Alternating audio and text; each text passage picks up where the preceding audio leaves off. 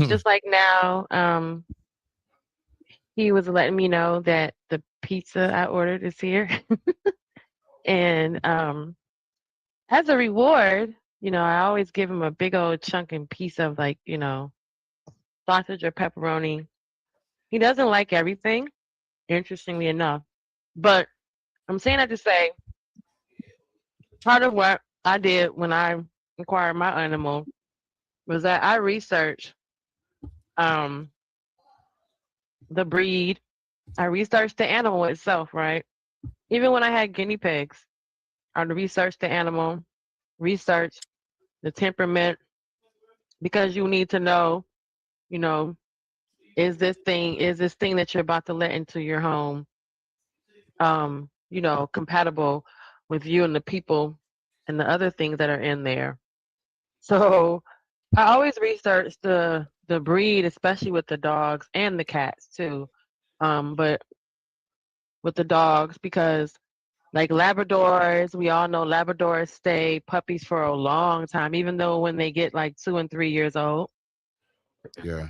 We know that golden retrievers, I mean, ironically, golden retrievers do the strangest things, but they're not really aggressive dogs to where you have to worry about them, you know, lunging at somebody like you would have to from something that is more so a little more aggressive, a little more driven to protect, right?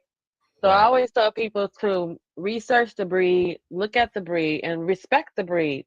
Because I think when you disrespect the breed that you have, like if you get a dog, like it makes no sense to get a husky and then um wonder why he's outside, you know what I mean? And then you're going through, some people have gone through the rigmarole with a husky in the summertime and they don't realize they have a dog that's built for winter or they have a dog that's built, so you wouldn't typically want to get a husky and live in Florida, you know what I mean?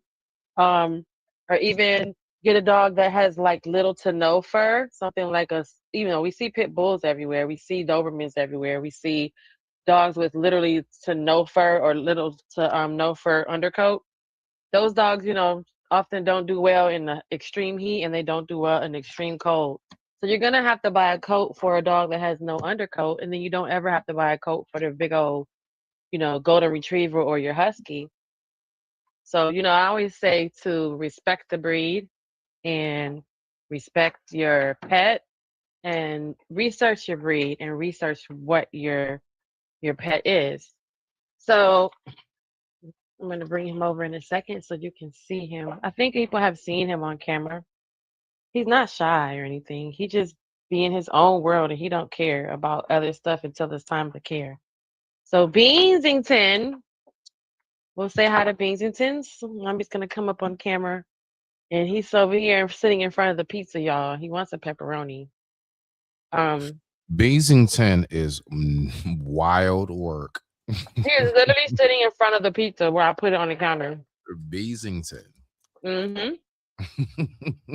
He is royal. Okay. Don't get it twisted.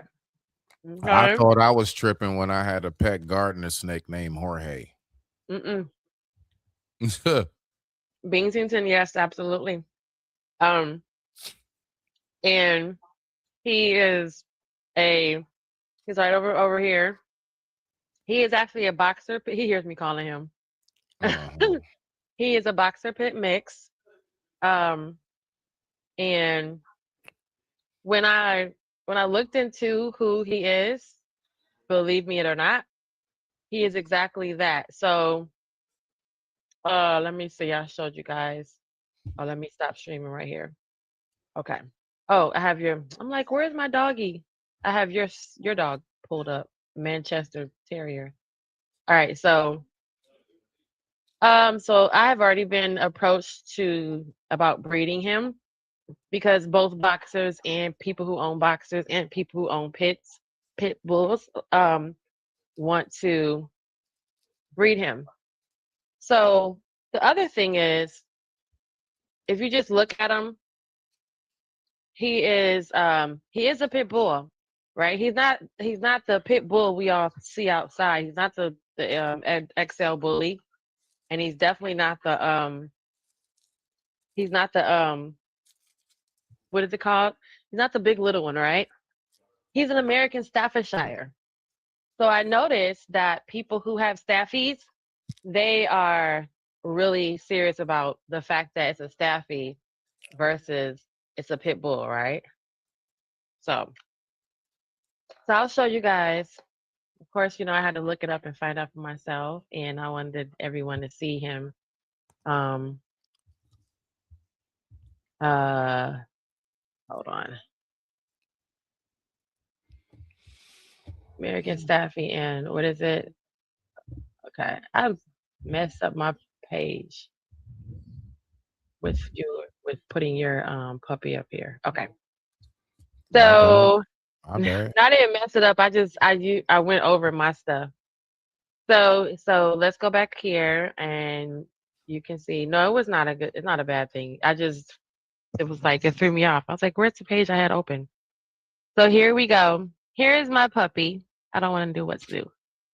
So if you look at all these different breeds, these are crazy. If you look at all the different breeds, the different variations of mixed breed, you'll see my puppy in there somewhere. Um, so where is the page? Okay. So sometimes you can get the boxer look, you get more of a boxer look, which is this guy right here. And then sometimes you'll get more of a pit look. Um, he doesn't have the split down the face, which is a boxer trait. So the white down the middle of the face or that white part of the muzzle, or even like this one over here, that's more of a boxer trait, even though he looks very like a pit bull. And then you'll see how like literally here's a boxer, here's an American Staffordshire, and then the two combined together look like these guys. Let me see. This is what Beans kind of looks like. His tail is not cropped. His ears are not cropped. See, that's a boxer. Can y'all see this? I can't see what it looks like over here. Okay. Yeah, you see the one down the corner right here with the little white? That's a boxer pit puppy mix, but they're more boxer than they are pit. So, and there's another one that's right here. He's more pit than he is boxer, but the color, because pits, the cool thing is that pits don't come with that much, that kind of color combination. And like what he looked like as a puppy? Yes. Oh my God, that's what he looked like as a puppy. That's so cute. And this is what he looks like now. This is not my dog, but that's what he looks like now. Kind of what he looks like now. But so the one thing I did always keep in mind was to respect the breed and learn about your breed. And of course, there he is behind me too. He's very spoiled. So please don't get it twisted. He is very spoiled. He's very spoiled. Okay, so I want to go to these videos that like the one you just sent me. Um, so we're gonna start with one thing that people always say. Within respecting the breed, you also need to respect the type of animal that you actually have, right? So if you have a cat, respect the fact that they have a canine nature. If you have a dog, that he has respect that they have a feline nature. If you have a dog, respect that they have a canine nature. So at the worst, right? Never ever will you ever get to see me with my dog, like that lady where she's like, sit down, Chauncey, and he's like all in her face, like that's not gonna happen. I have literally picked my dog up, all 75 pounds of him, grabbed him by his tail and his chest and slammed him on the ground. Primarily, or I have grabbed him by his neck, sinking my fingers into his neck. Um, in a certain fashion to where it feels like a dominant dog putting him in submission. So that's what needs to have to happen when you have a fur baby, especially a canine fur baby. Um, and then you also want to respect the fact that certain breeds, because he's a pit bull mix, he is very clingy. So he's more protect the person than he is to protect the perimeter. My German Shepherd, she was protecting the perimeter, which means she would literally almost go to the very end of the sidewalk, and people would walk past the sidewalk, and I would tell them over and over again, she's not gonna do anything unless you come up into the sidewalk, into our driveway. And people would just be like, how in the hell is that happening? And because the German Shepherd, they're designed to protect the the perimeter. They're designed to like Dobermans. They're designed to protect the territory, right? So they're gonna be more concerned about making sure all the doors are covered and all the windows and nothing's outside, nothing's gonna approach the house. Even if you bring them inside the house, they're gonna protect the house of perimeter, not just you in your room. Whereas a pit bull is gonna be next to you. They're gonna protect the human, right? And then they'll concern themselves with the environment afterwards. So and then the boxer is that way as well. Boxers are very territorial. Boxers are very playful, which gives him, because he's part boxer, gives him that playful side. But the aggression in him, the fact that he pulls hard, that he lunges after someone who gets a little too close to time or tries to do too much. Mostly people who try to pet and don't ask before they want to pet him. Um, then when he gets all that from the pit bull side, you can see it clearly. And so you can see my dog is almost an even mix of the two. Like I said, sometimes you get a stronger breed of one or the other. Um, and they've mixed pit bulls with everything, and they've mixed American Staffordshire Terriers, which are a part of the pit family, but just one specific aspect of one specific breed, part of that breed. So I like to make sure all that's clear because I love talking about my puppy, and he's also my emotional support animal. And unbeknownst to a lot of people, people who are victims of domestic violence often acquire a pet, and they often acquire primarily a dog for safety. So because of that, it's a actual real thing. The ESA also recognizes that if you've been a victim of domestic violence, if you've had any issues with that where you're concerned about being alone and your safety because you're dealing with domestic violence, they consider that part of the what will qualify him as an emotional support animal as well as security. so so that's my spiel to get it started. Um, we're gonna meet Beans. You guys can meet Beans. I'll bring him up in a second when I go get his treat, or probably give him my toppings off my pizza. Um, and then we're gonna check this video out. I love these kind of videos, so we're all gonna look at videos like this every time. I hope anyone who's listening comes back and keeps coming back and checking out me and Smitty's and I series titled "My Spirit is Animal." So today we're gonna just talk about the connection between us and our animals, and I gave you guys a good rundown about Beans and some of my good knowledge about animals and especially dogs right now. So we're gonna look at this video because I want to show this video. So, Bree, Yeah, let's go to this one. if it's Go okay, ahead.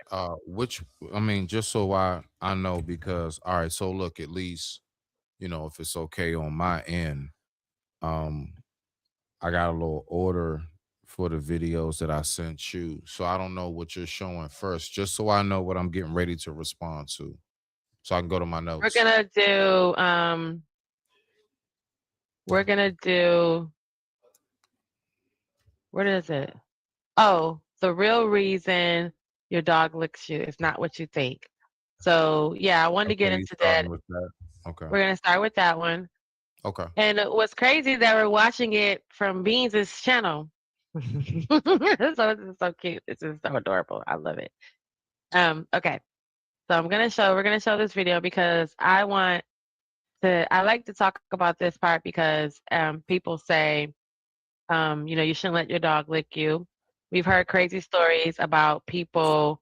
And look at Beans watching his mommy's channel over in the corner right there, you guys. You see that? His Beans watching his mama's channel. Because this is Beans' channel, so he's watching me. I'm one of his followers.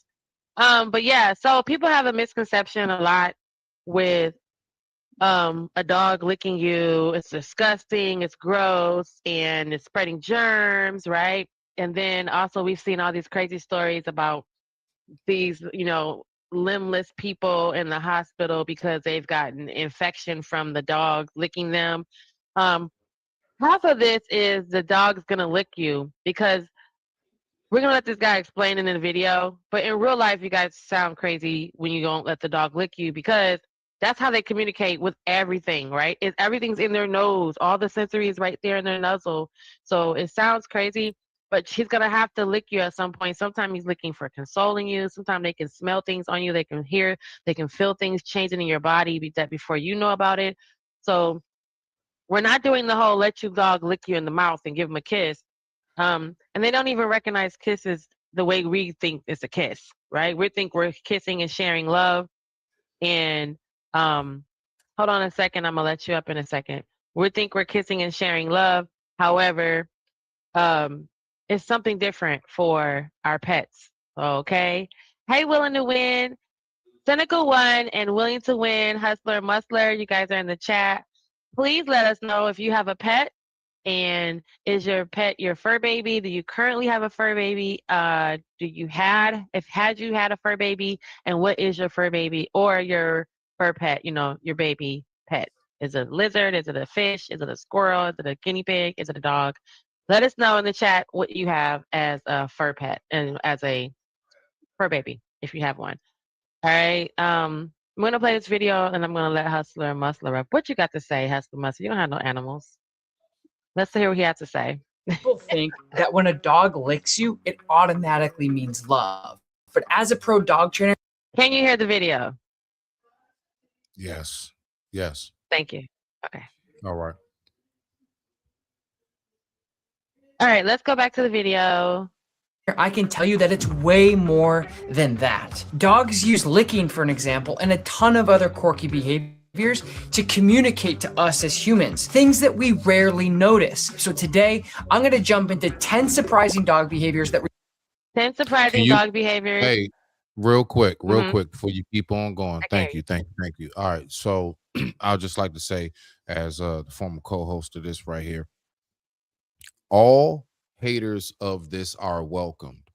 If you do not agree with this shit, speak your mind. Do not be scared. We want to hear from everybody who thinks of these things on all different forms.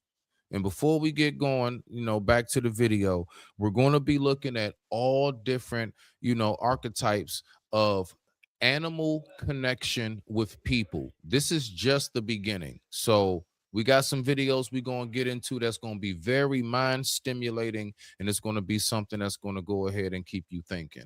But I digress. My mic is muted. Let's go ahead and rock out. All righty.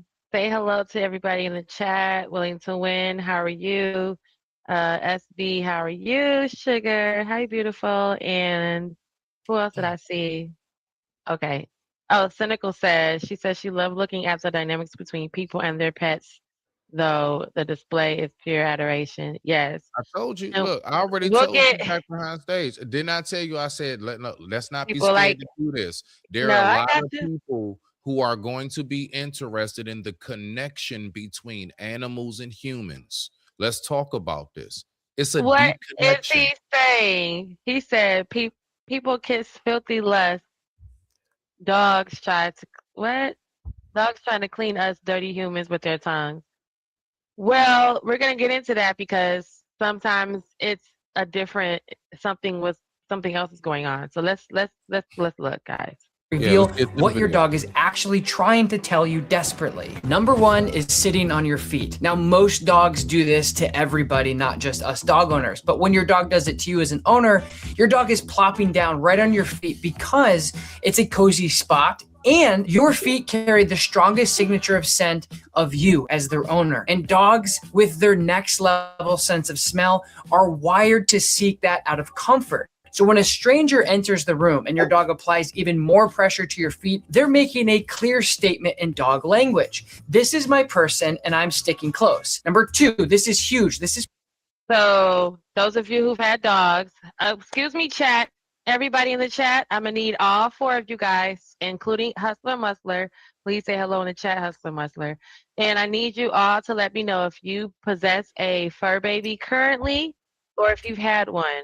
Okay, so the dog sitting on your feet trait, characteristic, that's letting other people know. They do that when other people come into the room.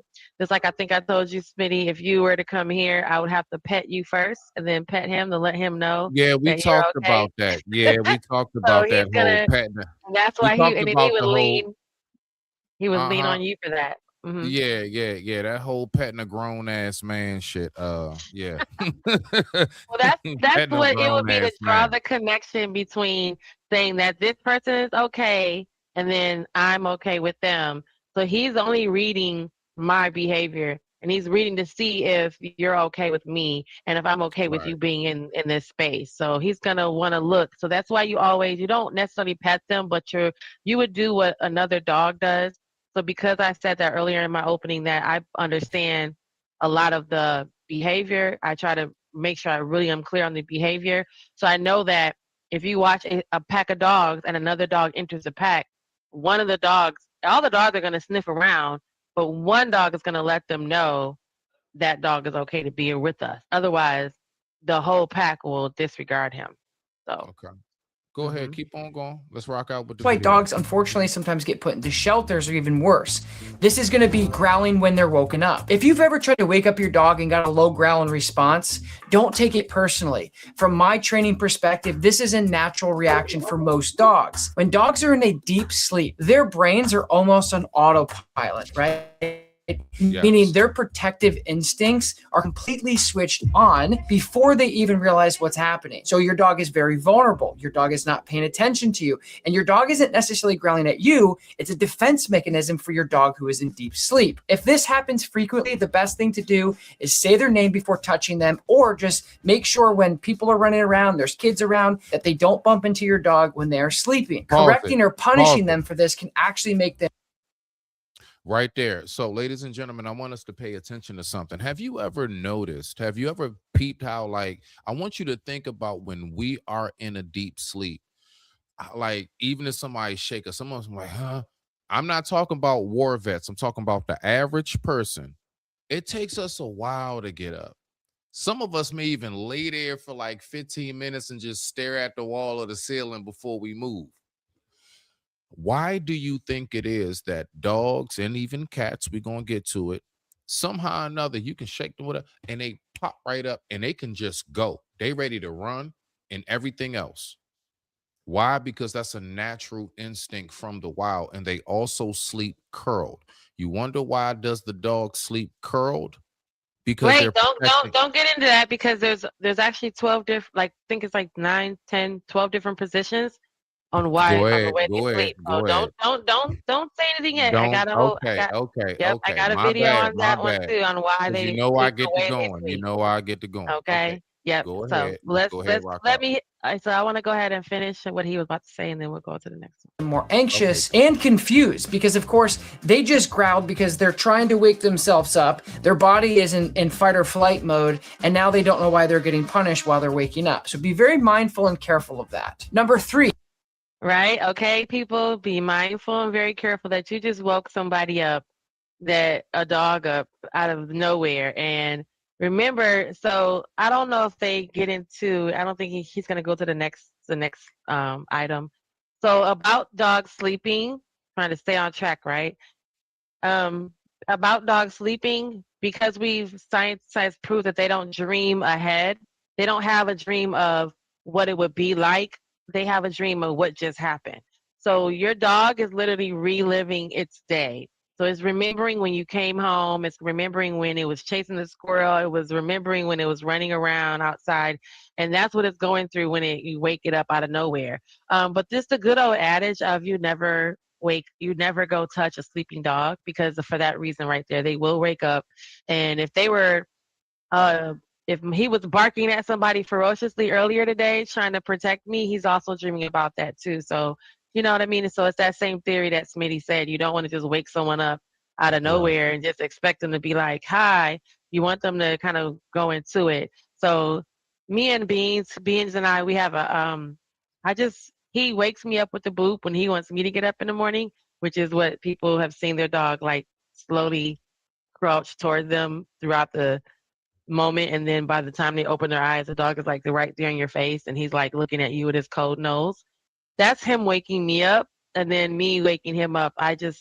He literally it could be sleeping, but he doesn't even get up until I say good morning, and I start, saying grand rising, and then he'll start doing his stretch and stuff and getting up. So that's very much true. I don't touch him while he's sleeping. I try not to walk around him. I mean, make sure I walk around him, because they can Um, wake up and snap you and jump at you too. I would like to add this one last piece in to complement what you're saying as well. I want us to all pay attention to what the dude said when he was like punishing your animal for responding natural. A lot of No. us, yeah, like I absolutely, as somebody who is a pet owner, I can't stand when people do not understand why their pet is doing what they're doing. And you're punishing them because you never took time to look up. Like if you're going to get a pet, I don't care what it is, if it's a fish, a frog, a dog, a cat, a lizard, a snake, Mhm. a gerbil, a ferret, a groundhog, I don't care what it is. You need to take time and look up videos on their natural habits of what Mhm. they do in nature. So that way, when they get to doing so, like you already know, then on top of that, that helps you assess, do I want this? For example, if you love your yard, you may not want Don't get you a digger. right. If you love your yard, Don't get a do digger. not do not get a wishbone. You all remember wishbone? Okay, that's a Jack Russell. Okay, if you don't know, Google it. Jack Russell. They are those dogs were bred as well as Manchester Terriers. These dogs were bred to dig, just like how we see this picture right here. You don't get mad. You digging up my yard. They're naturally doing what they were bred to do. You're Well, think punishing about it. that animal. They're bred to get they're bred Small to go game. after burrow animals, They're small game bred burrow to hunt animals, right? small game. Like yeah, So if you think about it, raccoons. if they think about, see, the thing is most people don't understand perfectly good English. So if you Right. think about it, your dog is bred to look for burrowed animals. Just the word burrowed tells you where the hell that is going to happen. Where do animals burrow? Typically in the ground, which is And all your and ground and animals. so and so we have to remember dogs have a sense of 75 times over what a human is. Mm-hmm. Okay, so you don't have a clue of what that dog is It's smelling in smelling. that spot, Mm-hmm. which is running around and digging. Yep. Okay, so Driving them crazy. to land it, so we can get back to the video and keep the folks' attention on it, Jen. Yeah, don't punish. Like, look up the natural instincts of whatever it is you're gonna have. Oh, you can't stand loud noise. Do not get a beagle. Mm-hmm. They are They're gonna bred to howl. bark and They're bark and gonna howl. roof, roof, So do roof, huskies. roof. Huskies howl all night too. They are bred to do that out of hunting instinct and out of protection. They are Mm-hmm. an alarm system. They were bred to be alarms. So when they are being an alarm, don't get mad at that dog and start throwing books at it talking about some shut the hell up. Because the dog is going to look at you and it's going to be like, I was that what the I thought that's why I'm here. My Mm-hmm. job, I thought the reason why I get treats and belly rubs and you feed me and walk me is because I'm doing my job. Now you throwing books and shoes and shit at me because I'm doing my job. Because you never took time to pay attention. What does that animal and how does it function? I digress. My mic is muted. Let's go ahead and get back to the video. Here you go. He wants his crushed. Well, we also want to take into account, and I'm just going to land it here with that. You also want to take into account that cursing at your dog does nothing. It hurts their feelings. They don't understand curse words. They understand tone. So you almost can say fried chicken, bacon and eggs in the same tone, and the dog's going to probably respond to that tone the last time you use that tone. And then yelling just doesn't work anyway. Um, and then most dogs have the IQ of a 3-year-old. So in real life, and then also dogs live in the No, moment. 5-year-old, 5-year-old, 5-year-old. Well, the smarter Yeah, dogs, the more 5-year-old. IQ, like the dogs who you can teach to use the buttons, and like a Malinois. Malinois probably has the IQ of a kindergartner. Everybody else That is that below. that and the smartest dog is the Australian Shepherd. So The that's probably the Australian IQ Shepherd. of a Right. 5-year-old, a 5-year-old. kindergartner, whereas the other breeds fall below that, not above it. So knowing that I'll give you another piece in just a minute, okay? Knowing that you're talking to a kid and then you're talking to a kid based on, what. And then also dogs live in the moment. So those three things are real big, guys. Don't yell at your dog and curse at it because it doesn't mean anything. It's just loud noises. So you're better off just keeping the command and using that tone and getting them used to understanding that that tone means that command and not, because they don't know sit down versus sit your ass down doesn't mean anything to them.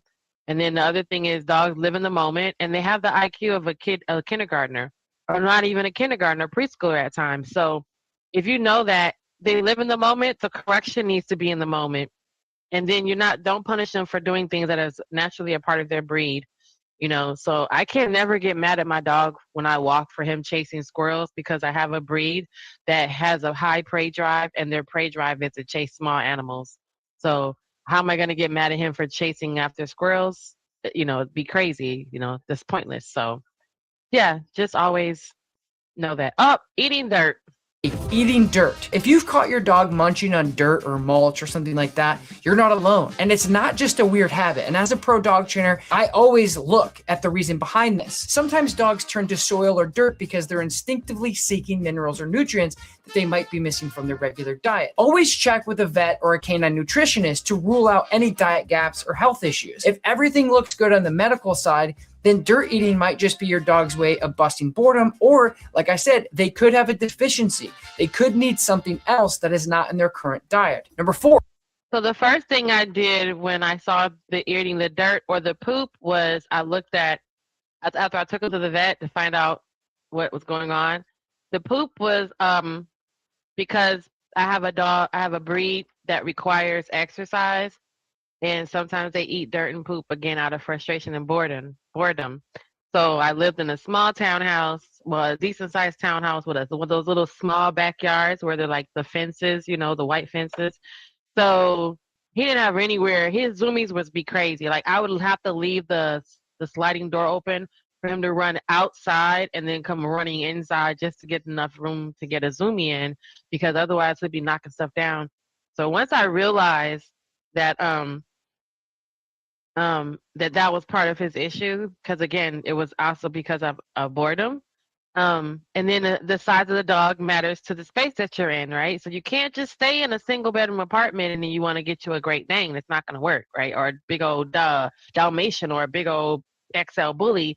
He's going to need space, and he's going to be they're going to be confining the dog and hindering them, and when they get outside they get all that open space and they lose their everlasting mind. So I always try to be mindful that, um, that's part of why he was eating poop. They have wonderful pet pills for that you can give them. Or you can just try to stimulate your dog and offset that stimulation by doing other things, giving them a lick mat where you put peanut butter on it and they'll just lick it profusely, and it kind of gets their mind going and calms them down. And then also making sure that they're not bored, which is for him, he needs to go on longer walks, and we take like 20 minutes, about maybe 3 or 4 times a day, and he doesn't eat dirt anymore because he's not bored. By the time he's done with his daily activity, he's tired and knocked out, like now. Hustler Musler, thank you for coming on up here. You got some good input on your pets having a fur baby. Are you a fur parent? Well, first of all, salute to you, Genesis, with all your innocence. Messing with you gets real menacing. Yeah. Shout out Thank to you. Smitty. Takes no pity. Get right down to the nitty gritty. All right. This guy. I'm sorry. So This are guy. you a fur parent?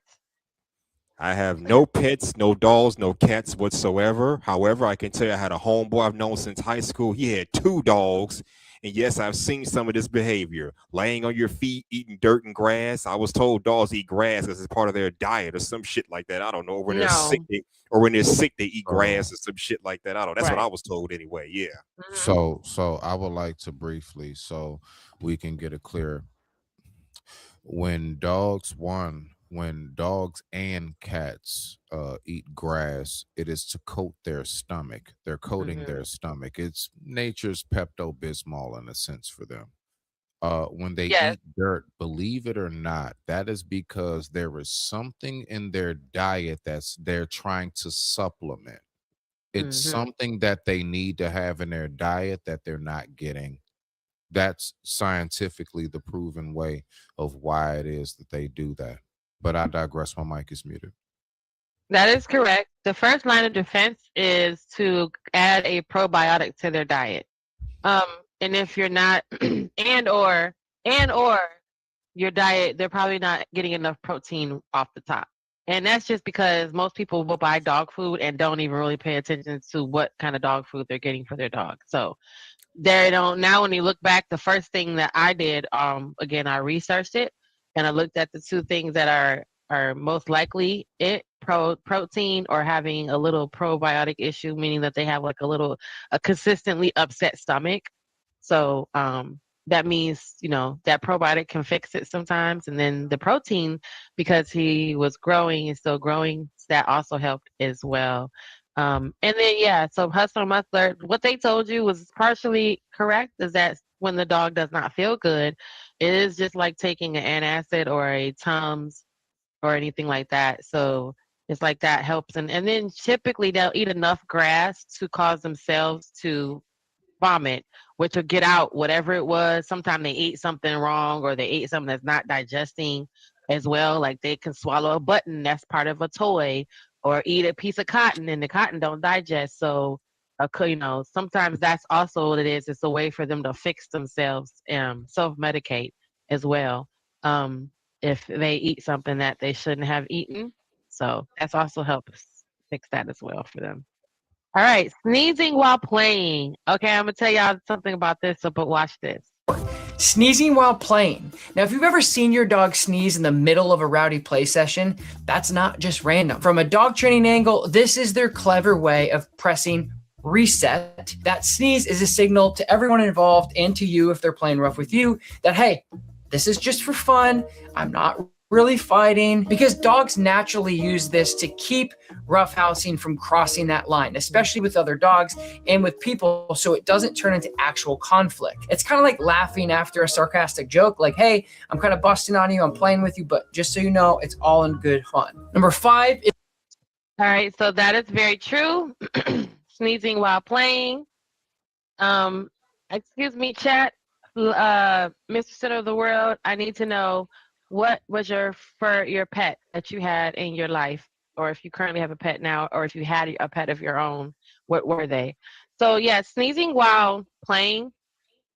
So yeah, so because he's a pit boxer, dogs have teeth.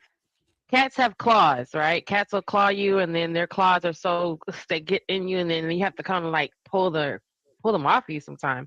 And dogs have claws too. They use their paws to reach and grab you, but they use mostly their mouth and their teeth for everything, which is including to play with.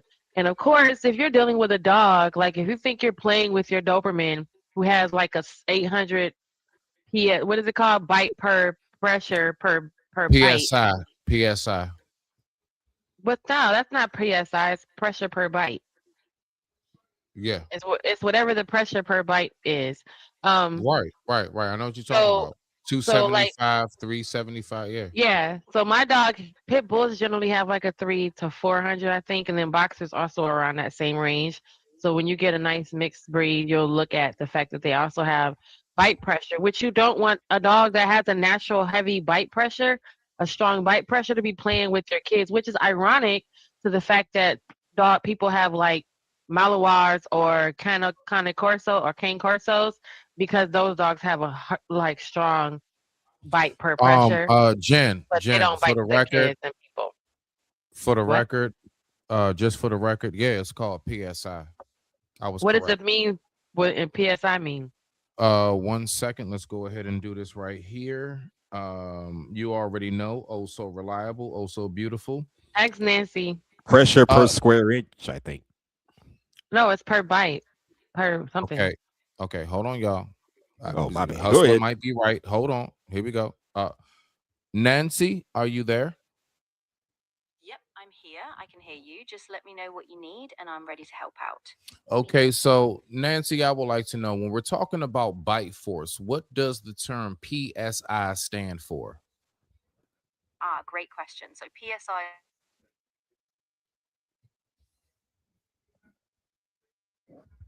Nancy, are you there?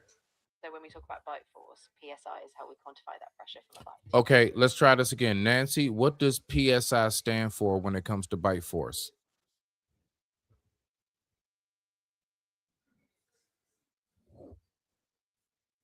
I got too much noise in the background. Uh-oh, Nancy.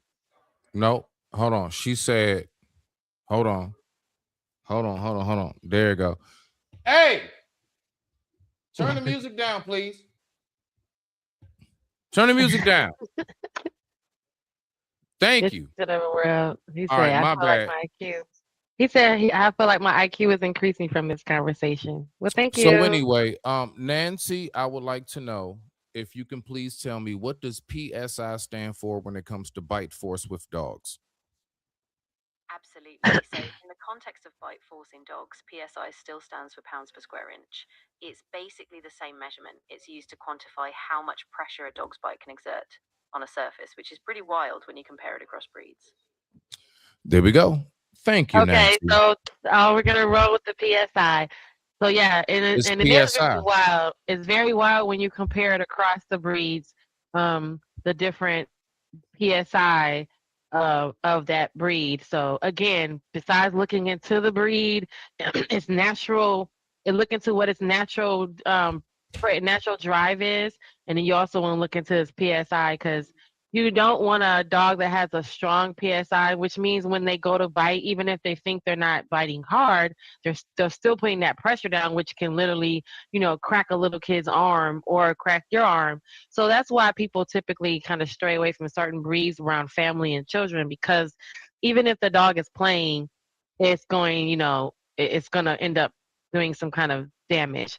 And with the sneezing, so since we're on the sneezing while playing, that is something that you as a human can do with your dog as well, because at times I have scratches and I have bite marks all over me at times, or scratches over me, where he's playing with me because they want to play, and he thinks he was able to play with my ex who was a strong man, and my ex can like bump him around a little bit stronger. So when now that we're no longer with the ex, he thinks he can do the same thing with me, and he jumps on me and grabs and scratches me and bites me. I taught him sign language, or I taught him the nonverbal language, which both of my hands up means that he cannot bite me, and he'll back off. And he has literally opened his mouth and released me from doing that. So dogs can understand sign language if you want to teach them ASL. But I do the sneezing. I sneeze if he's playing with me. I do the little sneeze in the air. Because again, that's what it does do. It does let him know that, hey, he can play around with mom, but not be so serious, because otherwise he will hurt me and he will bite me and tear the skin. So yes. Let's keep going. Is refusing to eat unless you are present. Now, dogs do this for many different reasons, but have you ever noticed your dog just sits around and stares at their bowl, but maybe waits for you to eat? This isn't about them needing your permission. It's wired into their nature. Dogs, much like their wild ancestors, feel safe eating within their pack. When you're nearby or even present, that gives them a sense of security and a signal that it's okay to relax and they can eat. Because when dogs are eating, they're eating something high value, their head is down, and it makes them vulnerable. So with you being around, sometimes that can give the dog the permission for them to start eating. Or sometimes dogs will only eat if another dog is in the room. That could be completely other thing. That could be early signs of potential resource guarding. Just be mindful of that. Number 6, sudden sprinting, or what we dog trainers and dog owners call zoomies. Ever see your dog just run around and chase their tail and race around the room? Or if you're my dog, you're rearranging the furniture. Patrick Mahomes is fast. I've seen that Fiber before. internet from T-Mobile. Because he's giant. This is the zoomies, and it's basically your dog's way of blowing off steam. Dogs are built to move and to be super active, and it's a totally normal thing, and it's a great sign that your dog is healthy and happy and has energy and can move around the house freely. If anything, just make sure that you got a safe place to let your dog do the zoomies, because like I said before, if you have a giant rhino running around your house like I do, your furniture can get dislodged, or even maybe your toddlers can go flying across the room. Pause. That is very All right. much true, and they do So not care what's in the What? way when they run into so something. I've been flipped over, so knocked over, and knocked down. So so yes, we have that's to true. also remember this part too.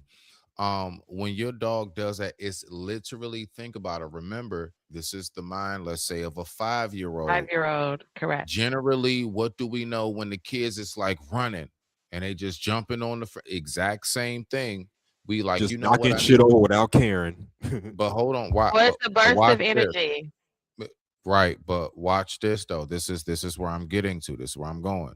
What I'm saying is that when that happens, generally as parents, we say, "Oh yeah, your butt need to go outside." Right? So the thing is that when that happens, we have to recognize a lot of times when that happens, believe it or not, people, that's generally dogs that don't get a walk often enough. And they don't have no choice but to burst out back and forth down that hallway. I'm telling Wait, you that's now. that's not entirely true. Pushback, push, because the Go zoomies ahead. is also, even if you walk your dog or they have a yard to play in, the burst of energy again is also from having a high protein diet. It's also because so much protein in their body is turning into energy.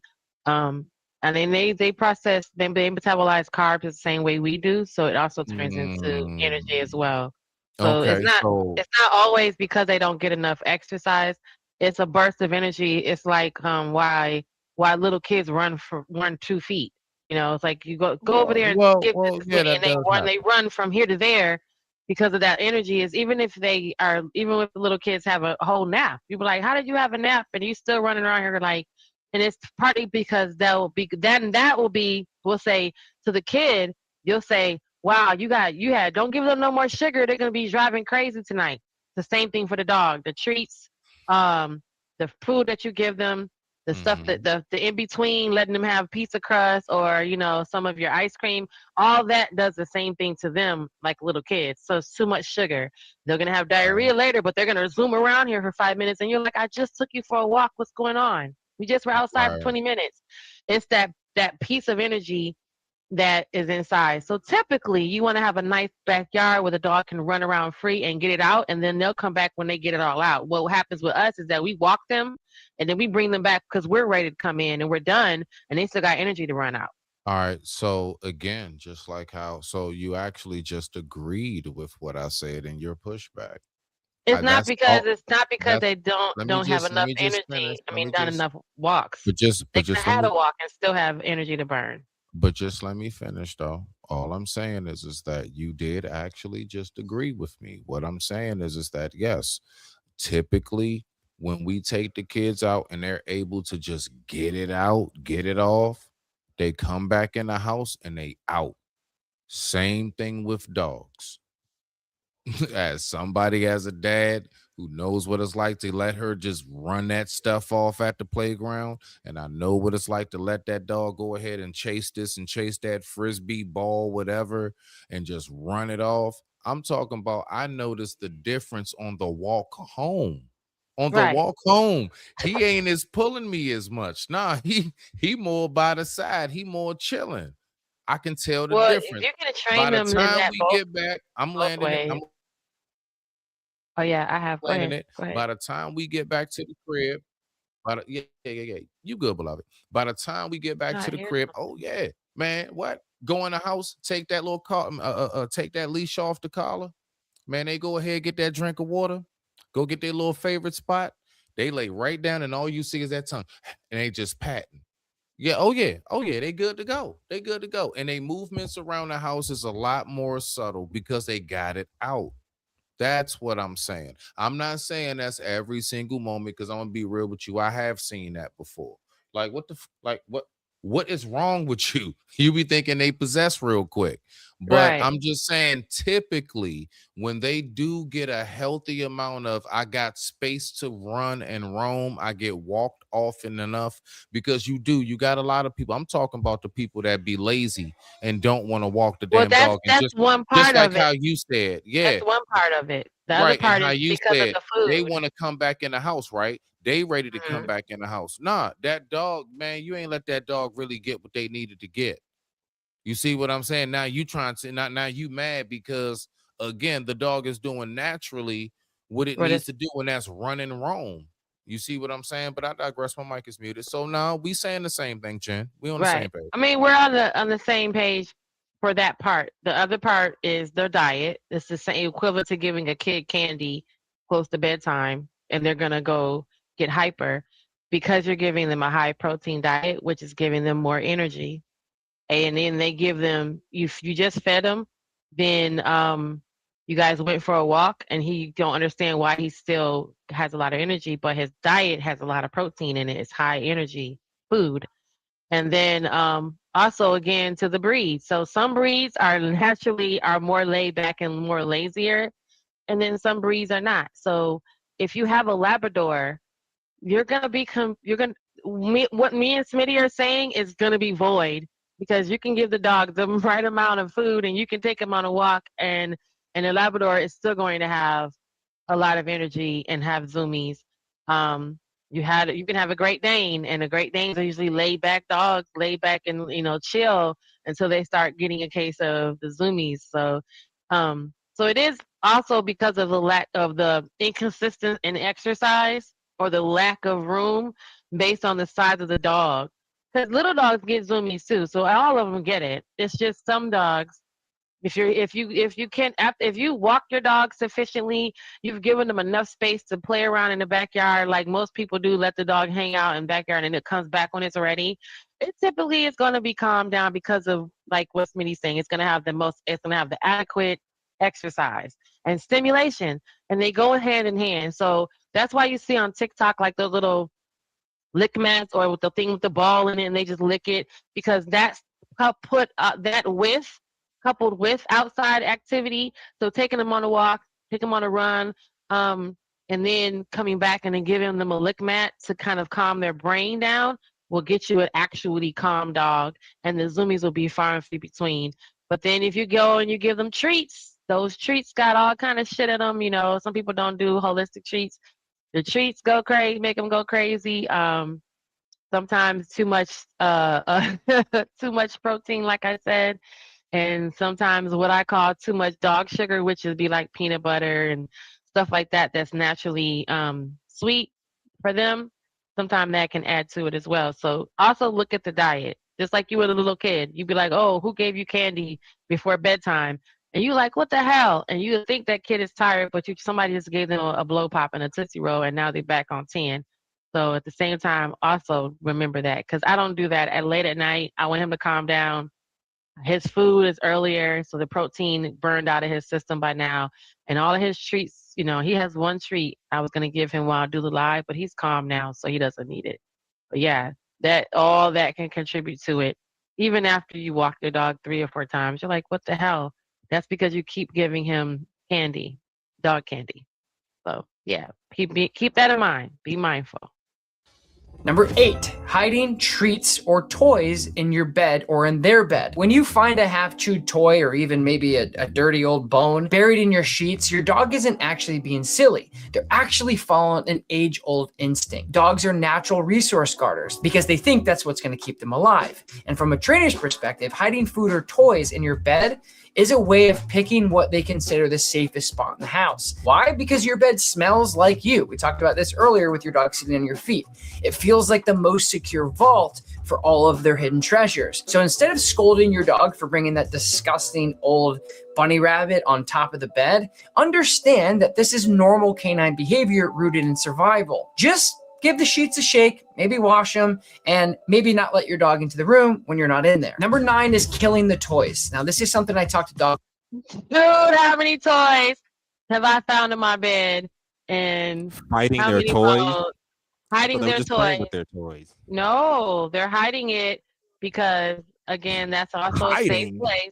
They're hiding it. That's what we just read. They hide their toys in your bed or among your clothes or in your area. Like if you have clothes in the laundry area, they'll hide them among because the scent is that's the safest spot in the house, and that's the scent that is closest to you. So there's lots of times where I've had a bone in my bed, or I go to sit on the couch and the blanket that I use that I lay on the couch with has like a stuffy wrapped up in it. So yeah, they do that. Owners about all the time. When your dog grabs that toy and gives it a fierce shake from side to side, it's not just random play. It's an instinct in action. And as a trainer, I see this behavior as a built-in release for their natural prey drive. In the wild, this motion would quickly disable small animals, aka guys, they are killing that animal. We look at it as, oh, we got him a toy. Isn't this cute? Look at they're playing. That squeaker in many toys is exactly like the sound of prey. So they're taking that animal and they're killing it. When they're ripping the stuffing out, they're ripping the guts out. Now, my job is to tell dog owners and dog lovers what their dog actually is, and that's part of it. So it's far from being a problem by any means. It's actually mentally healthy for dogs to channel that energy and practice age-old instinctual behaviors and habits. So don't worry, let your dog have fun with that vigorous toy shake, but understand it is violence. Number 9, something. Do you guys all hear that? So when they are shaking a squeaky toy, they're shaking that toy vigorously. It is because they are trying to, destroy it and delete it, just like they would do anything else that they find as small prey. And the reason why it's not a suppose, we just learned it, and that is exactly what they do in the real life if they do that to small prey, because of that dog its breed is to look for small prey. So it's not we're supposing, because it's very true. So this is very much a fact that those dogs, that's why they put squeakies inside of the stuffed animals, because it sounds like a small animal being deleted. And you can't take away from that because your dog is part of the canine, descendant of the wolf and all that. So in the wild, this is how they would protect themselves and feed themselves. We just domesticated them, and we think it's cute when they tear up the stuffy, but that's exactly what they're doing. They're just demolishing that toy as if it was a real small animal. And it's sad to see, but we also see situations where a child or a small person was mauled because that animal prey drive kicked in and that small thing was there. And sometimes that's also because that owner deprives the animal of other things to release that on. So that's why he said it was okay to let them tear up the stuffed animal. Some people give their dogs boxes. My sister has a American Staffordshire Dalmatian mix, and you can give her a box and she'll start tearing that box up because they need to get that out. I happen to just give my dogs, he has a rope, he has stuffed animals, he has stuffed toys that are indestructible to tear apart. So he's had things where he can't really rip it apart. And they've been made that way for animals who have that desire to tear things open and tear things apart. So it's very much true, and they will tear your ass a whole new one. I see, unfortunately, in my house all the time is lying on your suitcase. Lying on your suitcase, it's not just your dog being cute or even clingy. It's a classic case of canine logic in action. Now, as an international dog trainer who travels the world, I see this all the time with my personal dogs. They see that suitcase, they instantly know because of conditioning, this means you are leaving. And by laying on your luggage or even getting inside your luggage, your dog is doing their best way to delay your departure and surround themselves with your scent, which is deeply soothing for them. They're kind of getting that last hit before they know that you're leaving. So if your pup gets extra anxious whenever you pack, understand it's not stubbornness. And if your dog really does get anxious, I highly suggest packing in a location where your dog doesn't see it. Guys, last but not least, number 10 is licking. Now, when your dog licks you, it isn't just a tongue bath or kisses or random burst of affection. Sometimes it can be, but it's not always that. And as a dog trainer, my perspective is licking is one of the deepest forms of communication your dog has. It starts from puppyhood. Think about it, guys. Moms lick their pups helps to stimulate them, to show care, and get them to become alive, and their behavior sticks with them for life. When your dog licks you, they are mixing your scent with theirs. And this reinforces that you belong in their inner circle. So it's not just, oh, my dog is giving me kisses, although it looks like it and it feels like it, and it is endearing to most dog owners, but at the same exact time, your dog is basically marking scents. But it's also their ability to investigate. How many people have come home and they've had injuries, scrapes, scratches, broken bones, and your dog is immediately on that. They know what's going on, and they're likely going to lick you to try to help you, to try to heal you, and to try to figure out what else is going on.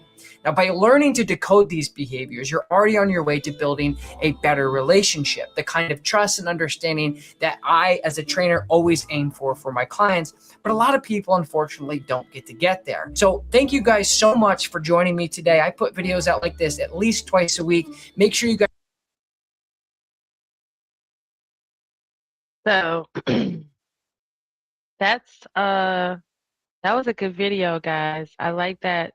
That was good and informational. Well, I learned something new. And my dog licks. He does lick. We've seen stories about people saying, people having bacterial infections and things like that from their dogs. I think that is also because those individuals aren't clean. And actually, in real life, a dog's mouth is a lot cleaner than you think it is. I remember as a young kid knowing, that if I scrape my leg or if I cut myself, have my dog lick it, and it would be like a healed, like start healing like immediately.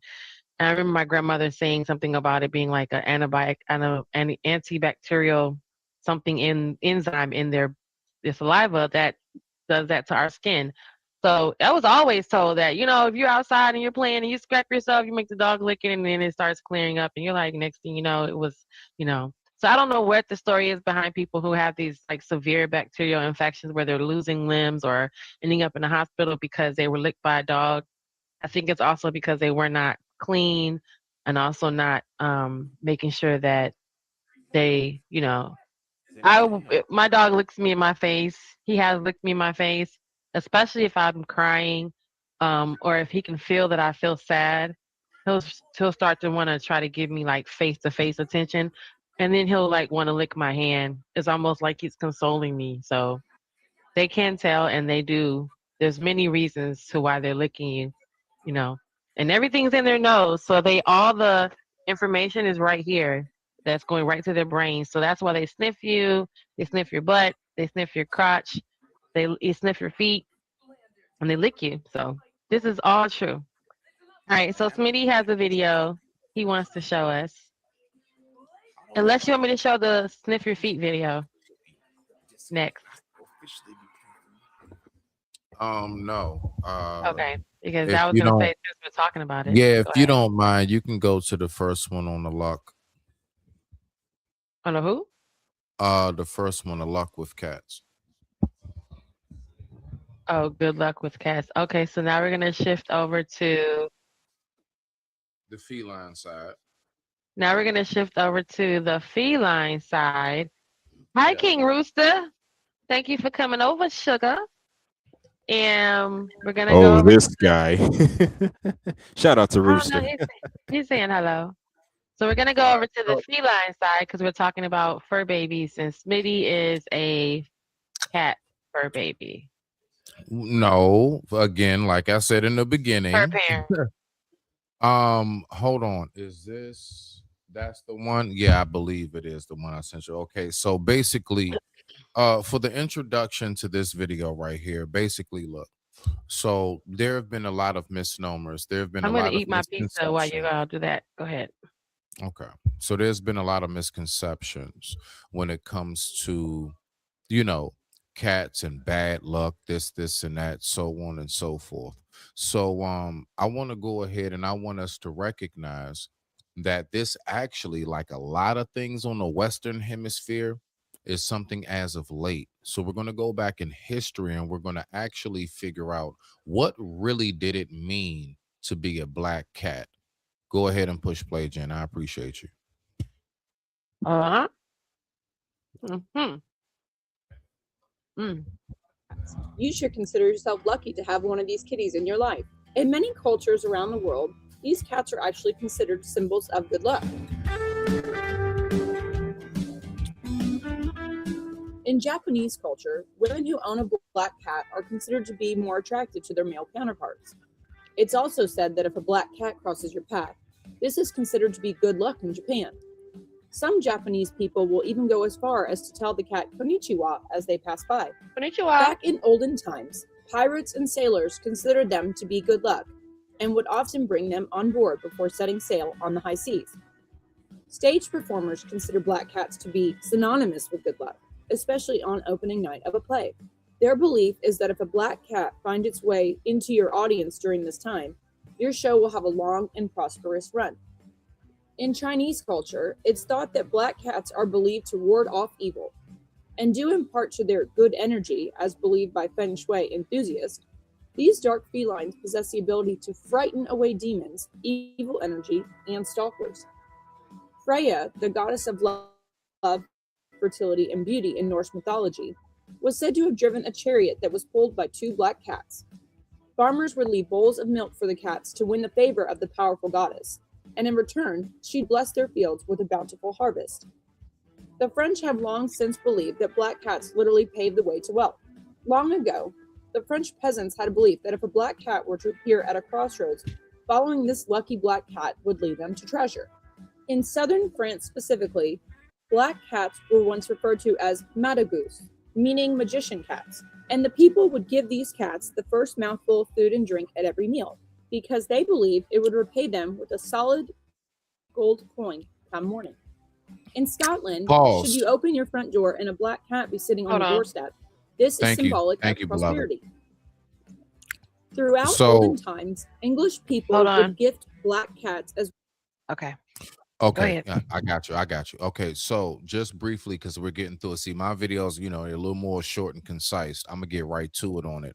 So just to start off, let's go ahead with the misnomer. Now, I want us to remember something. Every daggone thing that they call black has always been considered bad, okay? Which is the nastiest jelly beans in the bowl? The black ones. Why do they make them licorice? No, they're not. No, stop it. Could have been a great flavor. Anyway, when they talk about black cats, that's supposed to be bad luck. When they talk about crows, every other bird is considered a flock. Crows are considered a murder. A murder or killer of crows. Yep, both of them. Why is it that? But come to find out, the crow and the raven is considered to be the smartest bird next to the African gray, which is a parrot. All right, so let's just stop the misnomer. So what I want to do is go ahead and help us as we intro into this. Let's just stop all of the BS, because majority of the world does not see it that way, is the point in which I'm showing at this moment right now. You see what I'm saying? Like my man Rooster said, I am a black cat, LOL. That's right. That's what I'm talking about. Black Panther, Wakanda, goddammit. Okay, so my point is that I want us to look at that. Oh, and you know something, Jen, watch this. You see them eyes? You see how round they are?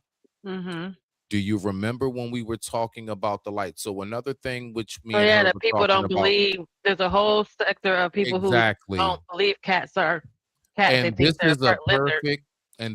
perfect picture. This picture is because the cat is in low lighting. What happens is that when the cat eyes are slit, it's because it's out in light. If it's daylight, the sun is in their eyes or any form of fashion, it's going to slit. Basically, it's nature's way of giving them a pair of shades. All it does is block out more of the light. That's all it does. You know what I'm saying? I don't want to hear no I love black man. Look, hey, look.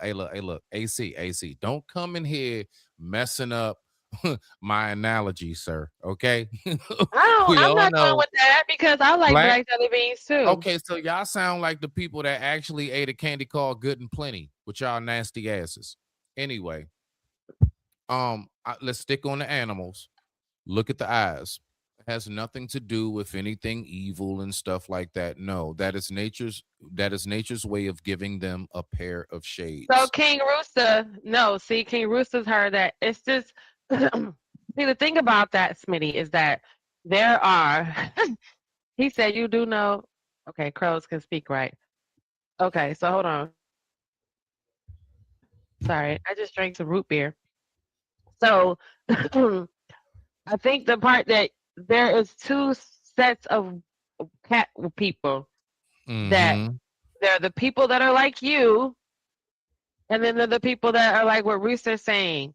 So the argument's forever gonna be mute between you guys because there are people that are no matter what you think, because you believe it the way you believe it. Of There course. are Of people course. that believe what you're saying, but then there are people that are believing there's a whole nother side of it that say, wait, they don't think cats are they have Hey, the same eyes as hey, lizards and reptiles. Jen, So there's just Jen, two Jen. What worlds. do we That's say? What do all. we say? All haters welcome. I want to hear from y'all too. I want to hear from those who have opposing thoughts. Actually, y'all the ones I want to hear from the most. I actually want to hear those who think against it the most, not to argue, because I want to hear a different headspace. I want to know, why do you think the way that you think? So, I mean, it's all welcome. Let's keep on rocking out. Go ahead, push play on the video. Let's get through this one. Wedding presents to wish the bride a long and happy marriage. In America, black cats are often associated with Halloween, witches, and spirits. So that begs the question, can cats see ghosts? Check out the next video to learn more on this topic. I think Boom. animals, cats and dogs, because my Well, dog, he stops my dog, my chihuahua, and I also believe sometimes animals come into your life when someone else is passing. Right at the same time my grandmother passed, I got my chihuahua, and for whatever reason, he would always stop at her closet. And granted, my dog just realized himself in the mirror like this year in 2026. He's walked past the mirror and mhm. never cared until recently he looked in the mirror. And so sometimes they do see themselves and they're like, what the hell, right? So I wanted to make sure that wasn't it. I'm like, okay, my dog, I'm sure, I'm in the mirror like, that's you, that's you. Mm-mm. He was walking past my grandmother's closet that still had her clothes in it, and it happened to have her. That's where she just put her coat and her over her blazer that she had just wore before she got sick. So I didn't know that until I was going through her clothes that's where she hung her coat the last time she was walking around before she ended up in the hospital. So when I got the dog, he would literally stop every time at that same part of the closet. And I opened up the closet as we're cleaning out her clothes, and it's like still has her scent on it, and she still have Right. like have a napkin in the pocket with a lipstick on it. And then then I find out, oh, that was what she had on the day that she went to the hospital, and she went downhill from that point. But yeah, I don't know how he knew that. Um, Mhm. but they do know. I don't know how that's so weird that they can like sense stuff like that, and it would just be like out of nowhere. But that, yeah, But not even just that, like even her down to spirit was what. still hanging out. You know what I mean? Go ahead. Facts, facts. No, Yeah, I just wanted to comment on what AC said. Cats and dogs and children can see ghosts. I absolutely believe yeah, that. Absolutely. Yep, on point, on point. And that's why yeah. for a long time they've been revered. Jen, this next video right here, the one where it says, if you look at your IG, it says how we domesticated the dogs. That's for you right there. So let's go ahead and get on over back to the canine side. Oh, the domesticated, the Yeah, yeah, yeah. puppies. We Oh, yeah, we yeah. I love switching when back people and talk forth. about We this. going back and forth. So just in case Yeah, y'all I don't love when know, we people going talk from about it. like, yeah, we gonna go canine, feline, feline. We gonna go back and forth. So yeah, we back over. So let's see what we got on this one. Oh, I want to do animals have souls too? We need to hit that Oh one no, too. shit, stop. Shh, shh, shh. Oh, Come okay. on now. Sorry. That's Okay. that's for the end. Come on now. You Okay. I'm told me sorry. Go don't. ahead. Oh girl, Okay. come I'm on sorry. now. I didn't want to God bring it up. dang Okay. it. My bad. Here we Yeah, go. no, we got some. Yeah, we got that form tonight. We got that form tonight. Okay. Real shit though. All right. So here we go with this one. How we Let's get it. domesticated dogs and turned them into a man's best friend. It all started about 30,000 years ago, where humans and wolves were pretty much enemies. Wolves would always try to sneak up on humans and try to scavenge leftover bones and food, and humans would typically kill or chase them away since they were aggressive. But sometimes there were wolves that weren't aggressive and simply stood near camps without bothering them. Noticing this, humans would only give the calm ones more food, and since they actually helped scare away predators and even warn us when something was near, we didn't mind them. Where these calm wolves began shadowing around humans all the time. time, and also helped us hunt, sharing the catch. And over time, we got so used to these wolves, we even began letting them live with us, only breeding and helping the ones with calm genetics and fighting off the aggressive ones. And throughout multiple generations of breeding, humans pretty much reshaped wolves' DNA to be friendlier towards us. And thousands of years later, slowly became the dogs that we have today.